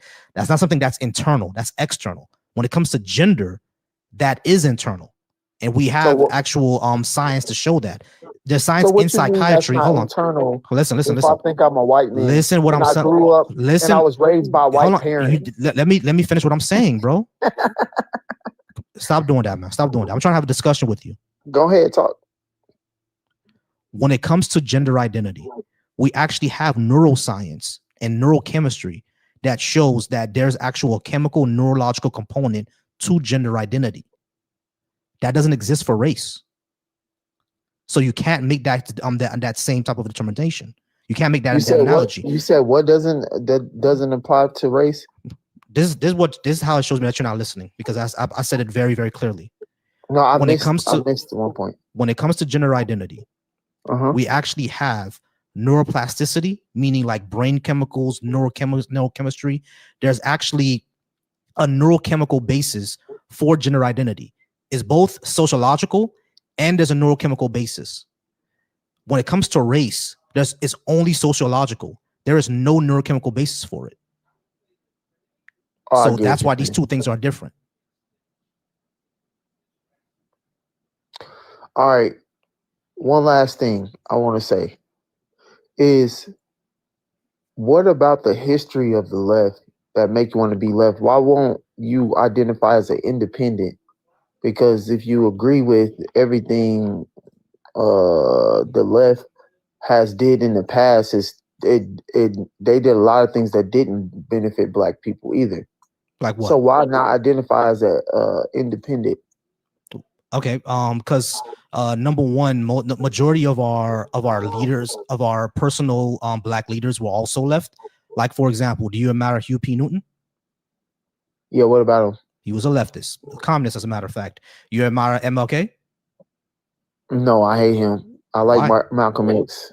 That's even better. Malcolm X was also a leftist. What about no, what about Malcolm Du Bois? X was neither.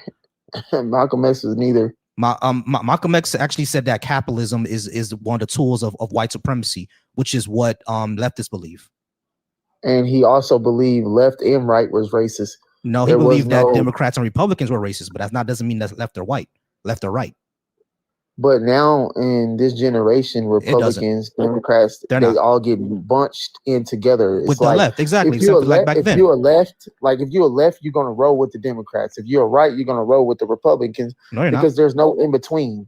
Right. There is no in between. Well, the in between roles were Republicans mostly, but the left doesn't fuck with Democrats at all, bro. Like, if you're around any leftist organizations, they don't fuck with the left at all. They don't fuck with the Democrats at all. We say that, but when they go out and vote, who they vote for? A lot of them do vote for Democrats, but only that's what I'm trying to get at. Right, brother. right. What I'm trying to say is that they only do that for harm reduction because the Republicans are worse, or they don't vote at all. Many leftists don't vote. But what but the only thing that I was trying to say is that when it comes to history, right? Majority of our black leaders were actually on the left.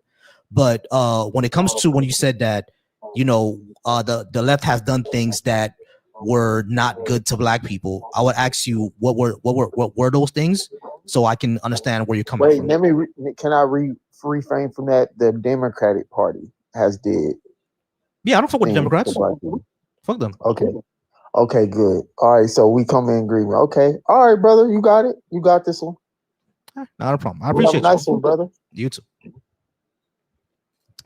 All right, guys. I appreciate y'all being up here.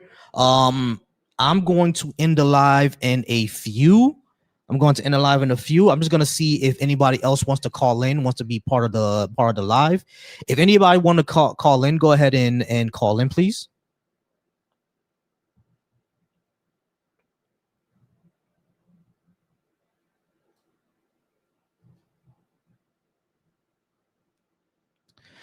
All right. So shout out to the Deconstruction Junction.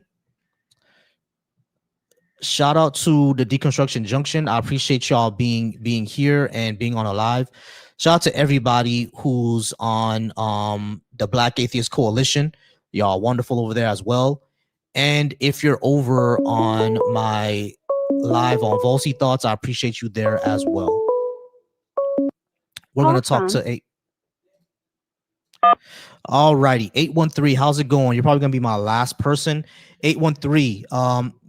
Can I get your name, age, and what did you want to talk about? You said my name and age? Yes, name, age, and what did you want to talk about?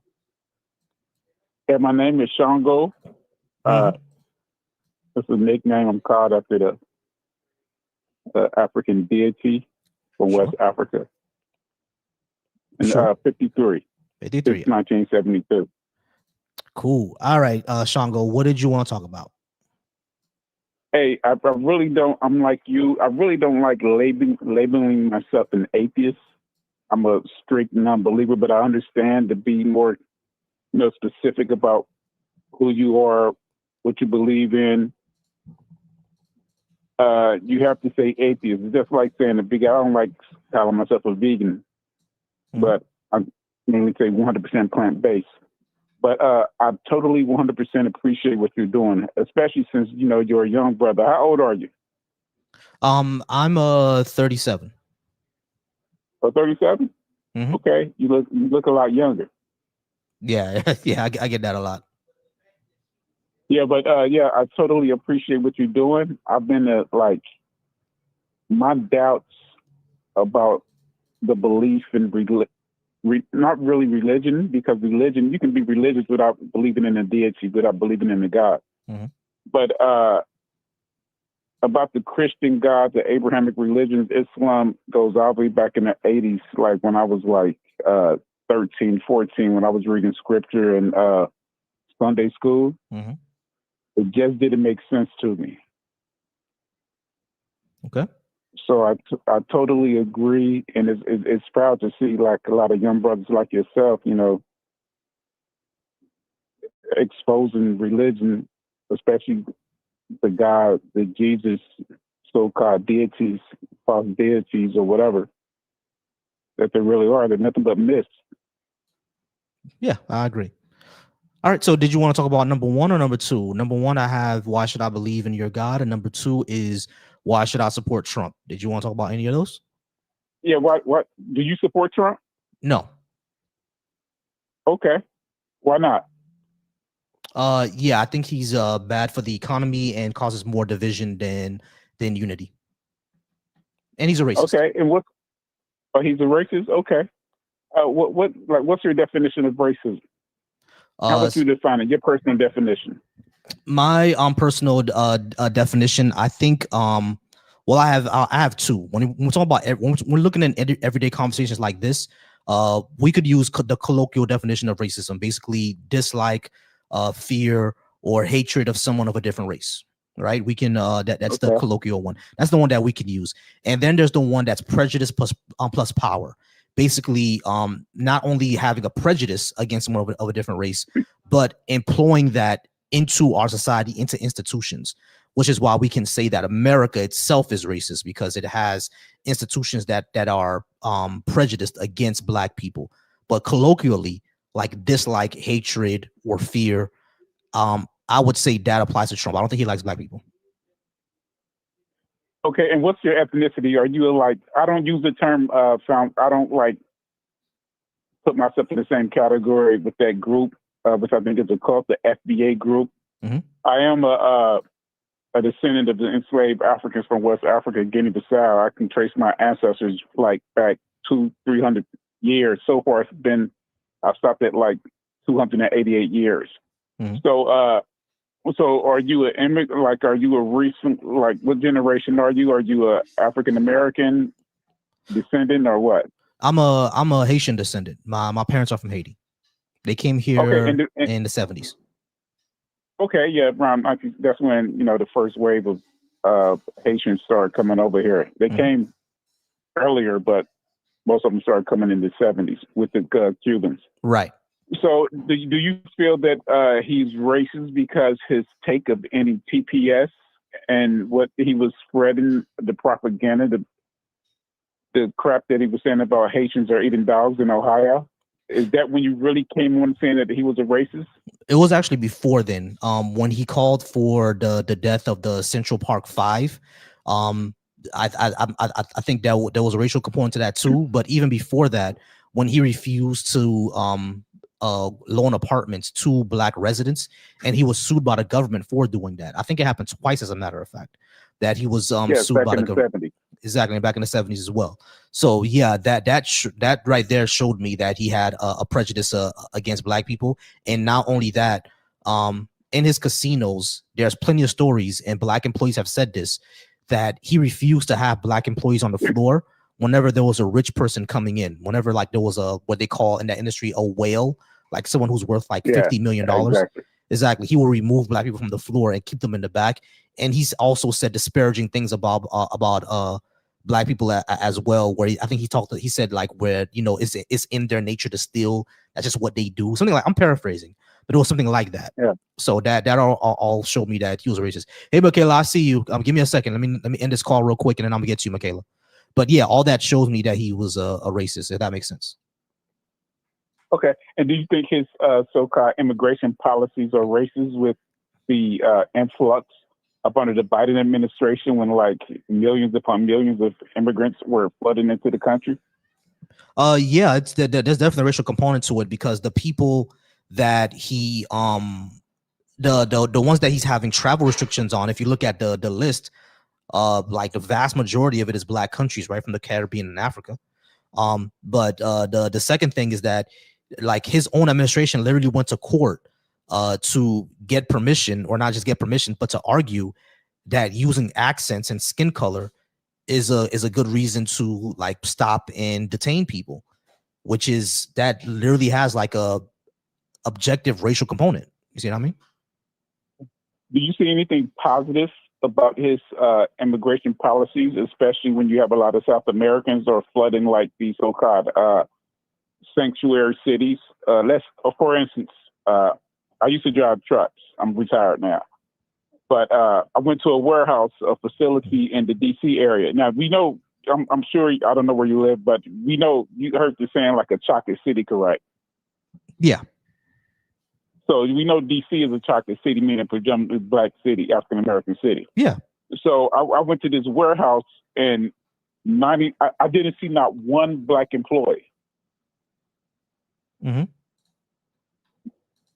I would say 100% of the people who worked there, who were like stocking, unloading the truck, forklifts, they were immigrants, and all of them were speaking Spanish.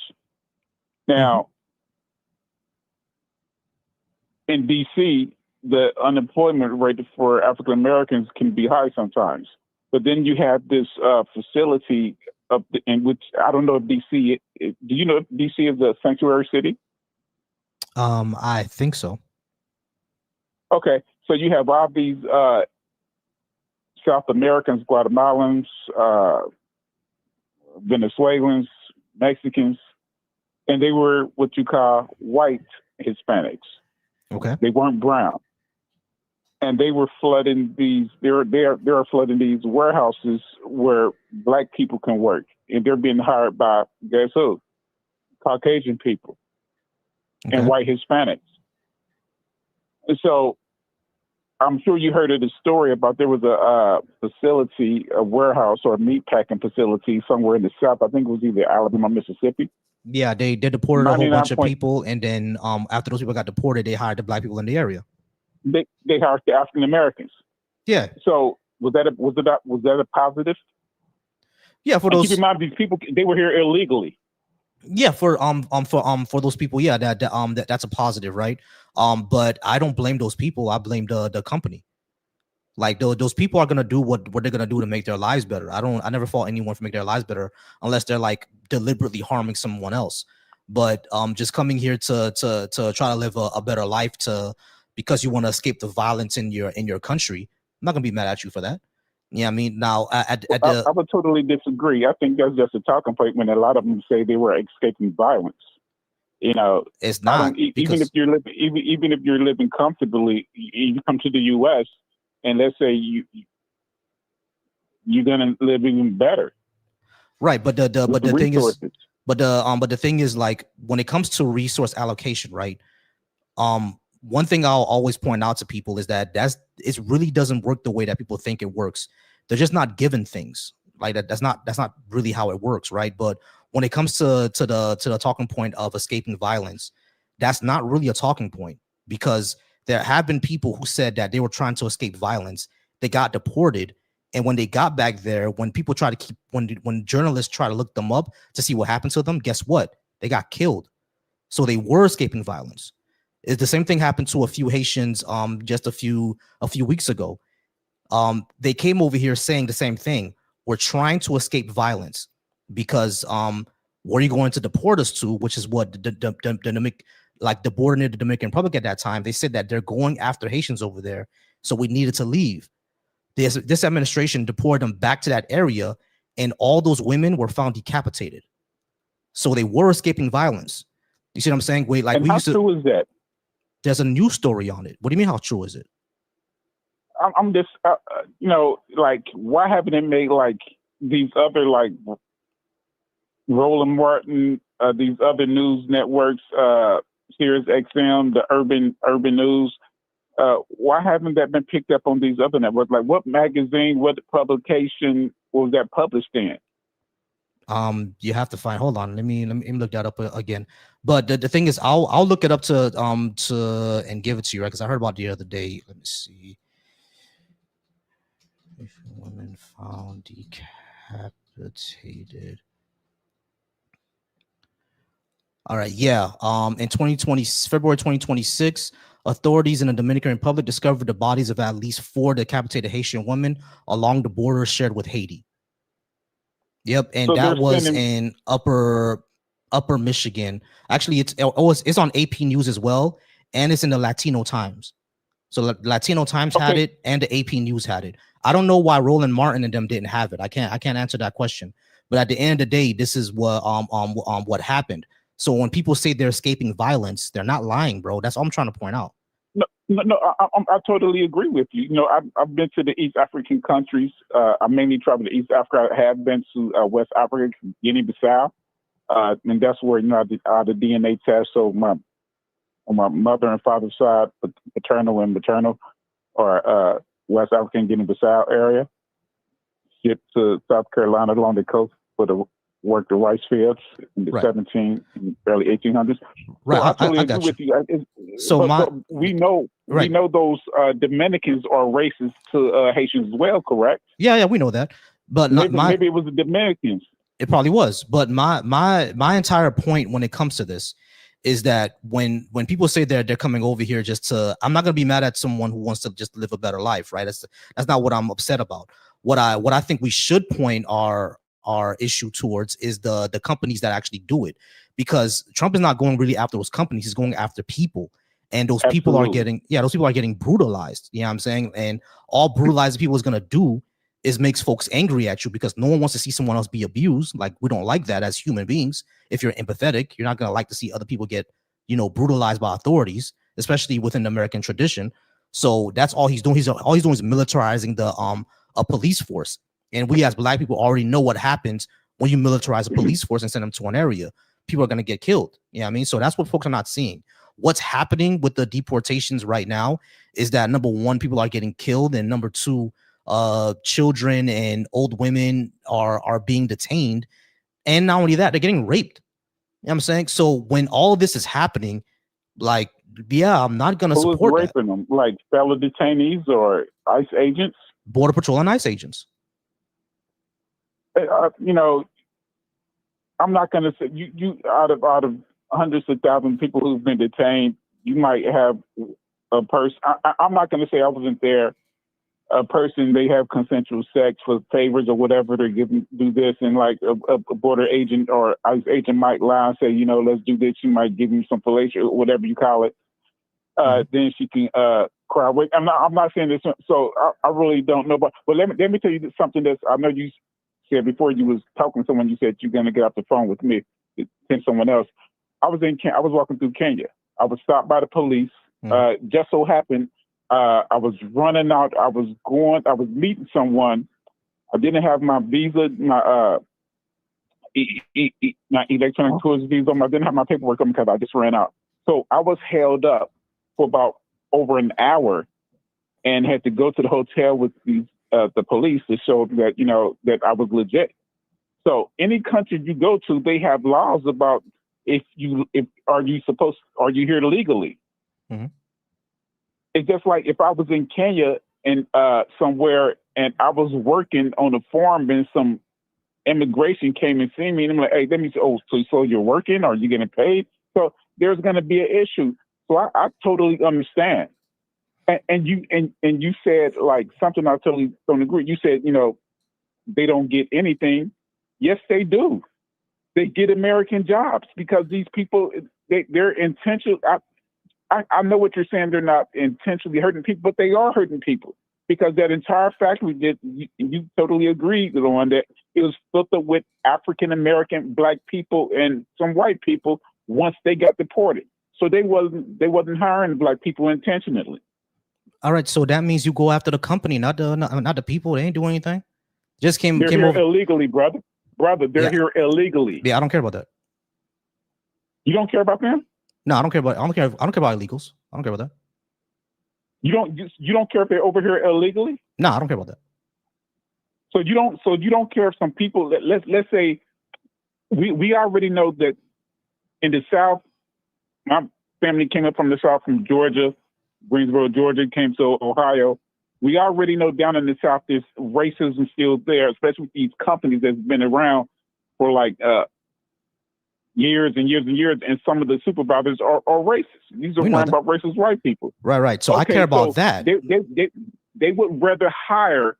They have this animosity, and I want to hurry up and get off this car. So they have this animosity. So Fred, right, I get that, right? I care about the racist company owners. Someone being here illegally is not something I care about. I don't care about that. I care about the racist company owners. Those people shouldn't be allowed to operate. The illegal person, if they just want to live a better life, let's go ahead and help them get legal and everything like that, get their papers, yada yada, live a better life. But them just being there doesn't bother me. The racist people bother me. And if a legal person is violent, yeah, sure, get them out of here. That's what Obama was doing. Obama was specifically targeting violent criminals, people who do robbery, 90%, murder, rape. Yeah, 90% of the people that he was targeting were that got deported was violent criminals. Exactly. 75% of the people who are in ICE facilities have never committed a violent crime. Never. You know what I'm saying? Never committed a violent crime, but they came over here illegally. So what, bro? I don't care about it. What? Who cares? So what? Because they're over here illegally. Because they're taking. Because like the. Okay, bro. I understand now. I understand your game plan now. But no, it's not a game plan. All I'm saying is that someone being here illegally is not something that I care about. Now, of course, there's going to be competition for jobs, right? That's a concern. I'm not saying that's not a concern. There should be competition for jobs. But one thing that we have seen is that Black people in America have more education and are usually in other job fields than what the illegals may be, right? But yeah, competition for low wage, low skill jobs is going to happen. What that means to me is that number one, we need to start going after the companies, and number two, we need to have a focus on, you know, African Americans, especially in the education system, getting more skilled work. Basically, if it was up to me, I would say all black schools, everybody should graduate with a trade. Basically, we should employ that within black schools. 100%. I think you're 100% right. exactly, and I think that should be part of reparations. That should be part of reparations. Yeah. Okay. Yeah. I totally. Yeah, we can like agree and disagree on some things, but I'm totally against these people coming up with it, even if they want. But someone is going to get hurt. Someone is going to get hurt. We saw it when the people at the factory, they wouldn't hire black people, but they're going to hire all these people who came over here illegal. Okay, but I totally understand. Let me point out a scenario to you, right? Let's say all those people came over here on a work visa, so they are legal, and they still don't hire black people. Now what? If they came over on a work visa? Mm-hmm. Okay, then if they came over here on a work visa and they didn't hire black people, then there should be someone, and this is what I say, it's just not on these so-called people who come out of here illegal. I totally agree with you when you said it's also on the company. We should go to and have lawyers to go against these companies or these factories or these job places while they're not hiring black people. That's blatant racism or whatever. Or yeah, I agree with that. Why they're not hiring these people? Okay, I agree with that. I agree with you there. Yeah, I think we agree there. Yeah, I think we agree there. But like I said, someone got hurt when they came over here in the South. Someone's getting hurt in D.C. when I went to deliver these loads, and I've been to the warehouse like 3 times. But my brother said the last time he went, they had a lot of black workers in there now. He didn't know if they were like African Americans. Mm-hmm. He said they could have been Haitians. They could have been like some dark Puerto Rican or whatever. But the so-called like white, you know what I'm talking about? Mm-hmm. I know what you're talking about. The pale-skinned Hispanics who label themselves as white intentionally. Think they're white? Yeah, exactly. They weren't like there the Cubans. Mm-hmm. Like the Cubans down here in Florida. Listen, y'all Cubans are only white in Florida. The moment y'all leave Florida, y'all ain't white no more. I hope y'all Cubans know that. I be telling Cubans that all the time, bro. You only white in Florida. The moment you leave Florida, you're not white no more. Drop a Cuban off in Mississippi somewhere with their Spanish. I will vote for Donald Trump. They ain't going for that over there. Exactly. They ain't going for that. They only white in Florida. Go ahead, bro. Let me tell you this one other thing that happened. Mm-hmm. Okay, like I told you, I mainly go to like East Africa. So when I was in Rwanda, you know, if you ever been to Africa, like people can look at you and tell like, oh, he's African American. He's from the Caribbean. He's not this indigenous like African, like the Lua people, like the Calajan, like the Kikuyu, like the Taita, like the Maasai. The way we carry ourselves, like you guys, I seen you got that swag about you, like it's the African American swag. You know, understand what I'm saying, right? Mm-hmm. Okay, so this Venezuelan lady, she was over there and she had just went to go see the gorillas. That's a big thing to do in Rwanda, to go see the silverback gorillas. I want to do that so badly. She was like, and she was like this white Venezuelan. She classified herself as like, so like she's been like, yeah, my people, yeah, I'm a Caucasian, you know, but I don't look down on other people with brown skin. And she was like, had this brown skin. So she was going on about, oh, I didn't know Rwanda was like this. The infrastructure, they are doing so good. I'm glad we are helping them. She was saying that the reason Rwanda, however you want to say it, and I've been around a lot of locals, so some of them just say Rwanda or Rwanda. And so she was saying that, like, this country, you know, I'm glad saying that her white skin, her people like her, the Caucasian people, is the reason the infrastructure is why Rwanda is so well organized. You see that racism bullshit? Yeah. We see that. And it's crazy because it was ridiculous. Yeah, it's ridiculous. Like you said, like, because it's crazy because Rwanda did that on their own. Now I have my issues with Rwanda, right? So I have a little bit me too. Yeah, I have some of my issues with them, but at the end of the day, they were able to build themselves up on their own. You feel what I'm saying? Yeah. And the thing is, like, that shows what leaders can do if they're not, you know, kissing the ass of the colonizer, that goes to a whole other thing, because I'm happy that Ibrahim Traoré is doing what he's doing over in the Sahel states too. Absolutely. To tell you the truth, because it's like, man, we Africans got to take their power back, man. Because when I learned, absolutely, when I learned that they borrowed their own currency from France, that blew my mind. Yeah, that's crazy. That's insane. That's insane. It's like, why do y'all have to? Oh man, listen. I've met some young Africans that have said that, listen, when our leaders pass away, that's when we know Africa is gonna rise, because they say they are just as sick of them as we are. You know what I'm saying? Because it's like it's them in the way, man. They're the ones who's in the way. And if we had what Marcus Garvey had before, Black Star Line, if we were able to redo that, I'm telling you, we could have a whole different market away from our former colonizers. But that's just a dream of mine. You know, that's just a dream of mine. I hope we can have it one day, but we may not see it. You know, I mean, I hope we see it in your lifetime and in mine. You know, I mean, I think I'm way younger than you, but I hope it happens in your lifetime, or at least you see the beginnings of it. And I hope I see the middle of it. You know what I'm saying? And for our grandchildren and great grandchildren to see more of it. You feel what I'm saying? Like, I hope that we see it one day, but who knows? But I'm sorry, go ahead. It was a pleasure talking to you, good brother. Pleasure talking to you too, man. I appreciate you. Another thing, like, I'm totally against Trump. I told people who he was in 2016, 2015. Mm-hmm. Oh, no. Okay, I voted against him. I said I voted for Hillary Clinton. 2020, I voted for Biden and Kamala Harris. I knew she was going to lose in 2024. I knew it, but I posted on my Facebook page, I'm voting for her, win or lose. I still got her back. I'm with her because I know who he is and the hell he's going to cause. But hey, it was definitely a pleasure talking to you, good brother. You're a very strong brother. Peace. Hey, I appreciate you. Peace, man. All right, y'all. I may close out the call line. I'm gonna bring up Michaela. Give me 1 second, Michaela. I'm gonna bring you up, and I'm gonna bring up Caddy. I ain't talked to Caddy in a little bit. Yo, Caddy, go ahead and come on up, man. What's good, man? What's going on, Caddy? What's going on, Michaela? Y'all good? I actually just got in, to be honest, and I just came to my tablet.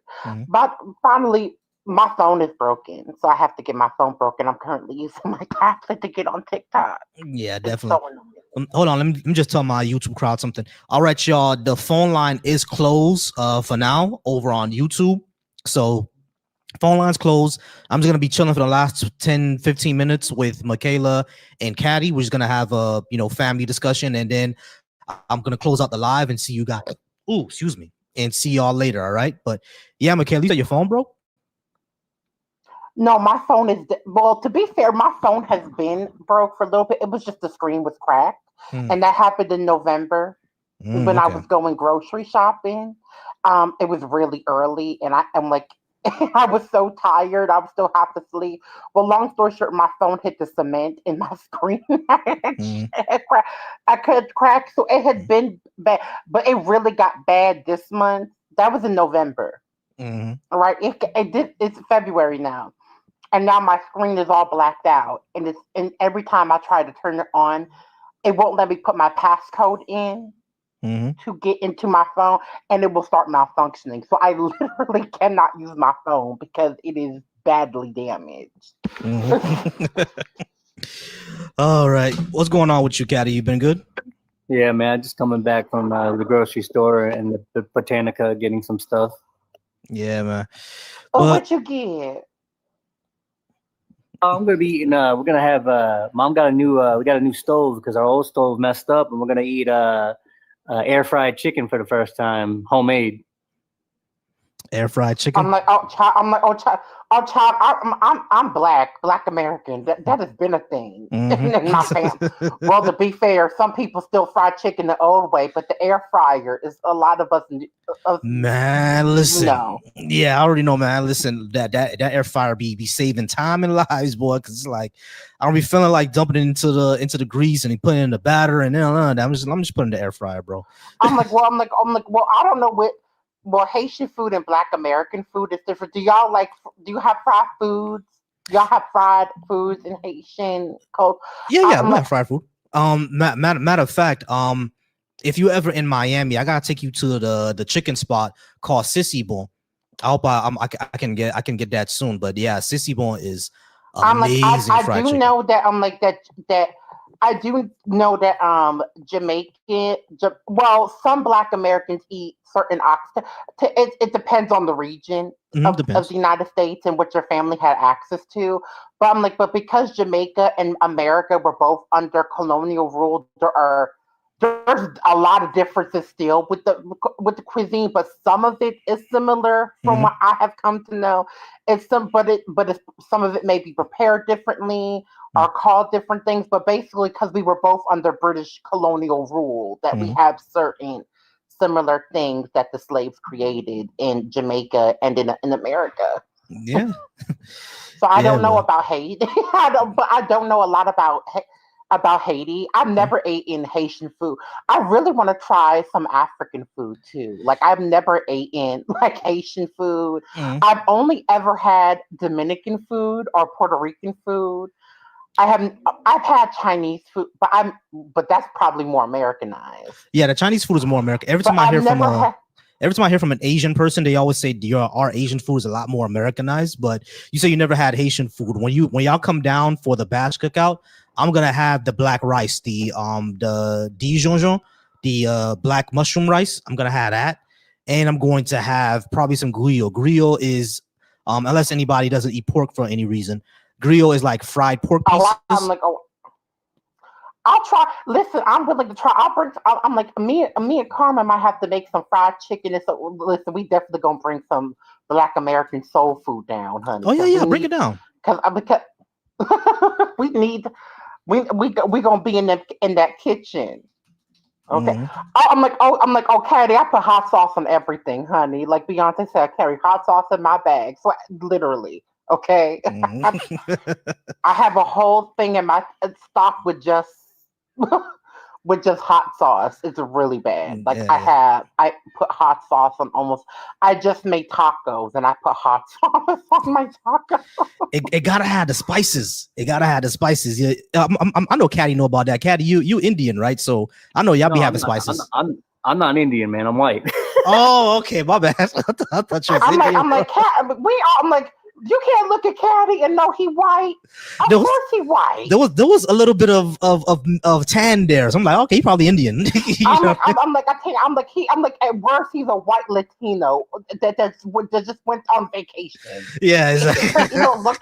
Just went on vacation. Oh, today I'm like, or maybe he live in Miami, bitch. Like, listen. Today I had to go to the. Today I had to go to the Botanica, and it's on the west side, and it's majority like Hispanic. You know what I mean?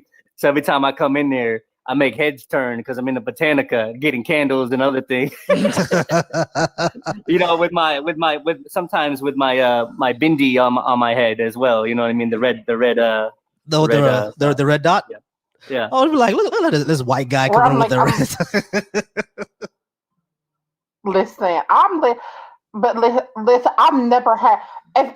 Jesse, I wouldn't know because I've never. It's funny because the Latino population where I was, first of all, it wasn't as big as it is now. It's much bigger now than it was when I was growing up. But back then, it was mainly like Puerto Rican and Dominican, where I'm from, and so I've had Puerto Rican food because I actually have had Puerto Rican and Dominican friends or from it. Like our acquaintances over the years, so I've had their food. But I've never had. I was in foster care. I had a foster mother who was a Dominican woman, a very white Dominican woman at that, honey. She was blonde hair, blue eyes, and everything, but she was Dominican. And so she made. So sometimes she made Dominican food. I'm like, I've never listen. It's been a minute since I've had a PR. I had a friend in college. She was Puerto Rican, and so so I brought I brought some black food, like some Black American food, and I'm like, and it was at like my at her son's birthday, and so I brought some Black American food, and I got to eat endless empanadas. I don't know if that's what y'all call them, honey. Whatever the Puerto Rican name for that is, I always forget. but her grandma, I'm like her grandma loved me. I'm sorry, Oh yeah, y'all. I've had coquito. Yes, I've had coquito. I'm like, don't. I'm like, I've never had. No, let me be clear. I've never had Puerto Rican coquito. I've had Dominican coquito. I don't know if those are the same thing. I doubt they're the same thing. Yeah, I'm on Threads, right? And this person posted on Threads. It said, "Hey, I always hear from I've been on Threads. Yeah, I heard from this person posted, oh, I be hearing from my Haitian friends about stories about mermaids over down in Haiti. Are the mermaids real? So I posted in on a story, right? I I said, would think so now. yeah. So I said every time that people describe mermaids in Haiti, it's always green, scaly, with a long snout and sharp teeth. That's a crocodile. That's a crocodile. So people saw a crocodile when they were 7 or 8 years old and been thinking that they're mermaids for 30 years now. Like, y'all, Haiti has crocodiles. And then this person said, I'm talking about there's no crocodiles in Haiti. All you had to do was Google Haitian crocodile, and then you'll find the species that exist over there. Like, we have here's one thing I'm gonna start telling people. We have the knowledge of the world in our pockets, y'all. We have the knowledge of the world in our pockets. You can use it. He could easily just Google I'm like, this. I know you're Haiti. I'm like, have you ever been home to Haiti? Because I know you were raised here. Did you ever go visit? Like, oh yeah. Oh yeah. I'm like, because I'm not. I'm like, because it's funny because because I don't know if you know about the Great Migration, but I'm a Great Migration baby, and so sometimes like my family would go down south, but I was too young to ever. Sometimes I was too young to travel when they went down south to Tennessee. I also recently, but I don't know a lot about my maternal side, but based on what I found out, they're from the DMV, so I have southern roots. People do not consider DMV the South, but I have no idea why. But I don't know why not. The South. It is, yeah, definitely is. Okay, it is literally the South. So my parents are both from the South. Okay. May I speak on the mermaid thing? Yeah, go ahead. Mermaids, as you probably already noticed, mermaids are seen in various cultures around the world. They even have their own versions of mermaids. Now, particularly within Sanatana Dharma, Hinduism, we understand that that the jiva, the soul, has a particular chemistry or makeup, right? That sometimes we call gifts or siddhis, which are gifts that people inherit through life, death, and rebirth and reincarnation. They might inherit some gifts. And so their perception to things is different from other people's perception around them, which oddly enough, if we're talking about like syncretism, right? Or syncretism in a way that people don't really know this. Well, some people do, some people don't. Survival syncretism happened because of the Abrahamic colonizer trying to make it so that people couldn't survive with their indigenous beliefs. And so a lot of times, I'll give an example. I like to use the Romani people. I don't like to use the G word because the G word is offensive to the Romani people. But the Romani people fled India because of persecution. And as they did that, they had to survive, and they were persecuted everywhere they went by people who were of a certain religion because they didn't agree with them worshiping a goddess. So what the Romani people slowly started to do was Sounds about patriarchy. Yeah, they started syncretizing their goddess with one of the Abrahamic Catholic deities. So it's throughout history. There's a lot of this. That sounds like what Black Americans did with voodoo. Voodoo and hoodoo. Yes, exactly. Yeah, Haitians did that with voodoo as well. We synchronize a lot of the gods. I think I'm like my sister. You've met my sister Karma. Yeah. I found I'm like apparently I did not know this until recently, but she sometimes practices hoodoo and voodoo. Apparently, Haitians and Black Americans both there's a god in Haitian voodoo that both Black Americans and I forget the name, but you know who I'm talking about. I'm sure you know exactly who I'm talking about. He's supposed to be the guardian of the underworld and the living. Legba. But Papa like yes. I'm like, and apparently that is something that exists in both Black American traditions and Haitian traditions. So apparently that is something that we share in both of our cultures. I didn't know that. Apparently. I know that. Yeah. So Legba I and did not know Baron that either. Yeah, I didn't know that. A lot of people, a lot of indigenous culture used principles and tied principles to particular forms or particular deities, local deities that they had. So they would have a water principle, an air principle, you know what I mean? They would have a form for that, you know what I mean? A deity for that. And so a lot of times what happened was, you know, because of survival and needing to survive and keep some of the culture and stuff, they would do the syncretism to survive. But unfortunately, and this is kind of talked about in Sanatana Dharma Hinduism, we talk about it being Kali Yuga. And Kali Yuga is a time of spiritual corruption, decay, tribalism, a whole bunch of horrible stuff in this particular yuga. Mhm. And so when we're talking about having a babalao or a spiritual elder trying to help somebody, it's very rare you'll get an authentic spiritual elder. Even within Hinduism itself, we have to question our gurus all the time. You know what I mean? And there are just some spiritual elders that are out there. There are just some spiritual elders that are out there trying to get into girls' pants and a whole bunch of other stuff. We know you know that. What I mean? Yeah. Oh God.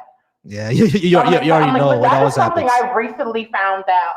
But I didn't grow up practicing hoodoo. But I'm like, but that is something that I recently found out, and I thought that was so interesting and to be fair, it makes sense considering that both of our ancestors came from the same coast of Africa, so it would make sense that there would be some because the hoodoo in America is basically a mix of African, European, and indigenous American traditions. Mhm. It's a mix of all of those things. So it makes sense. But I would think that I have to look into it more because I would think there may be some differences because, again, different ethnogenesis that happen between Haitians and Black Americans.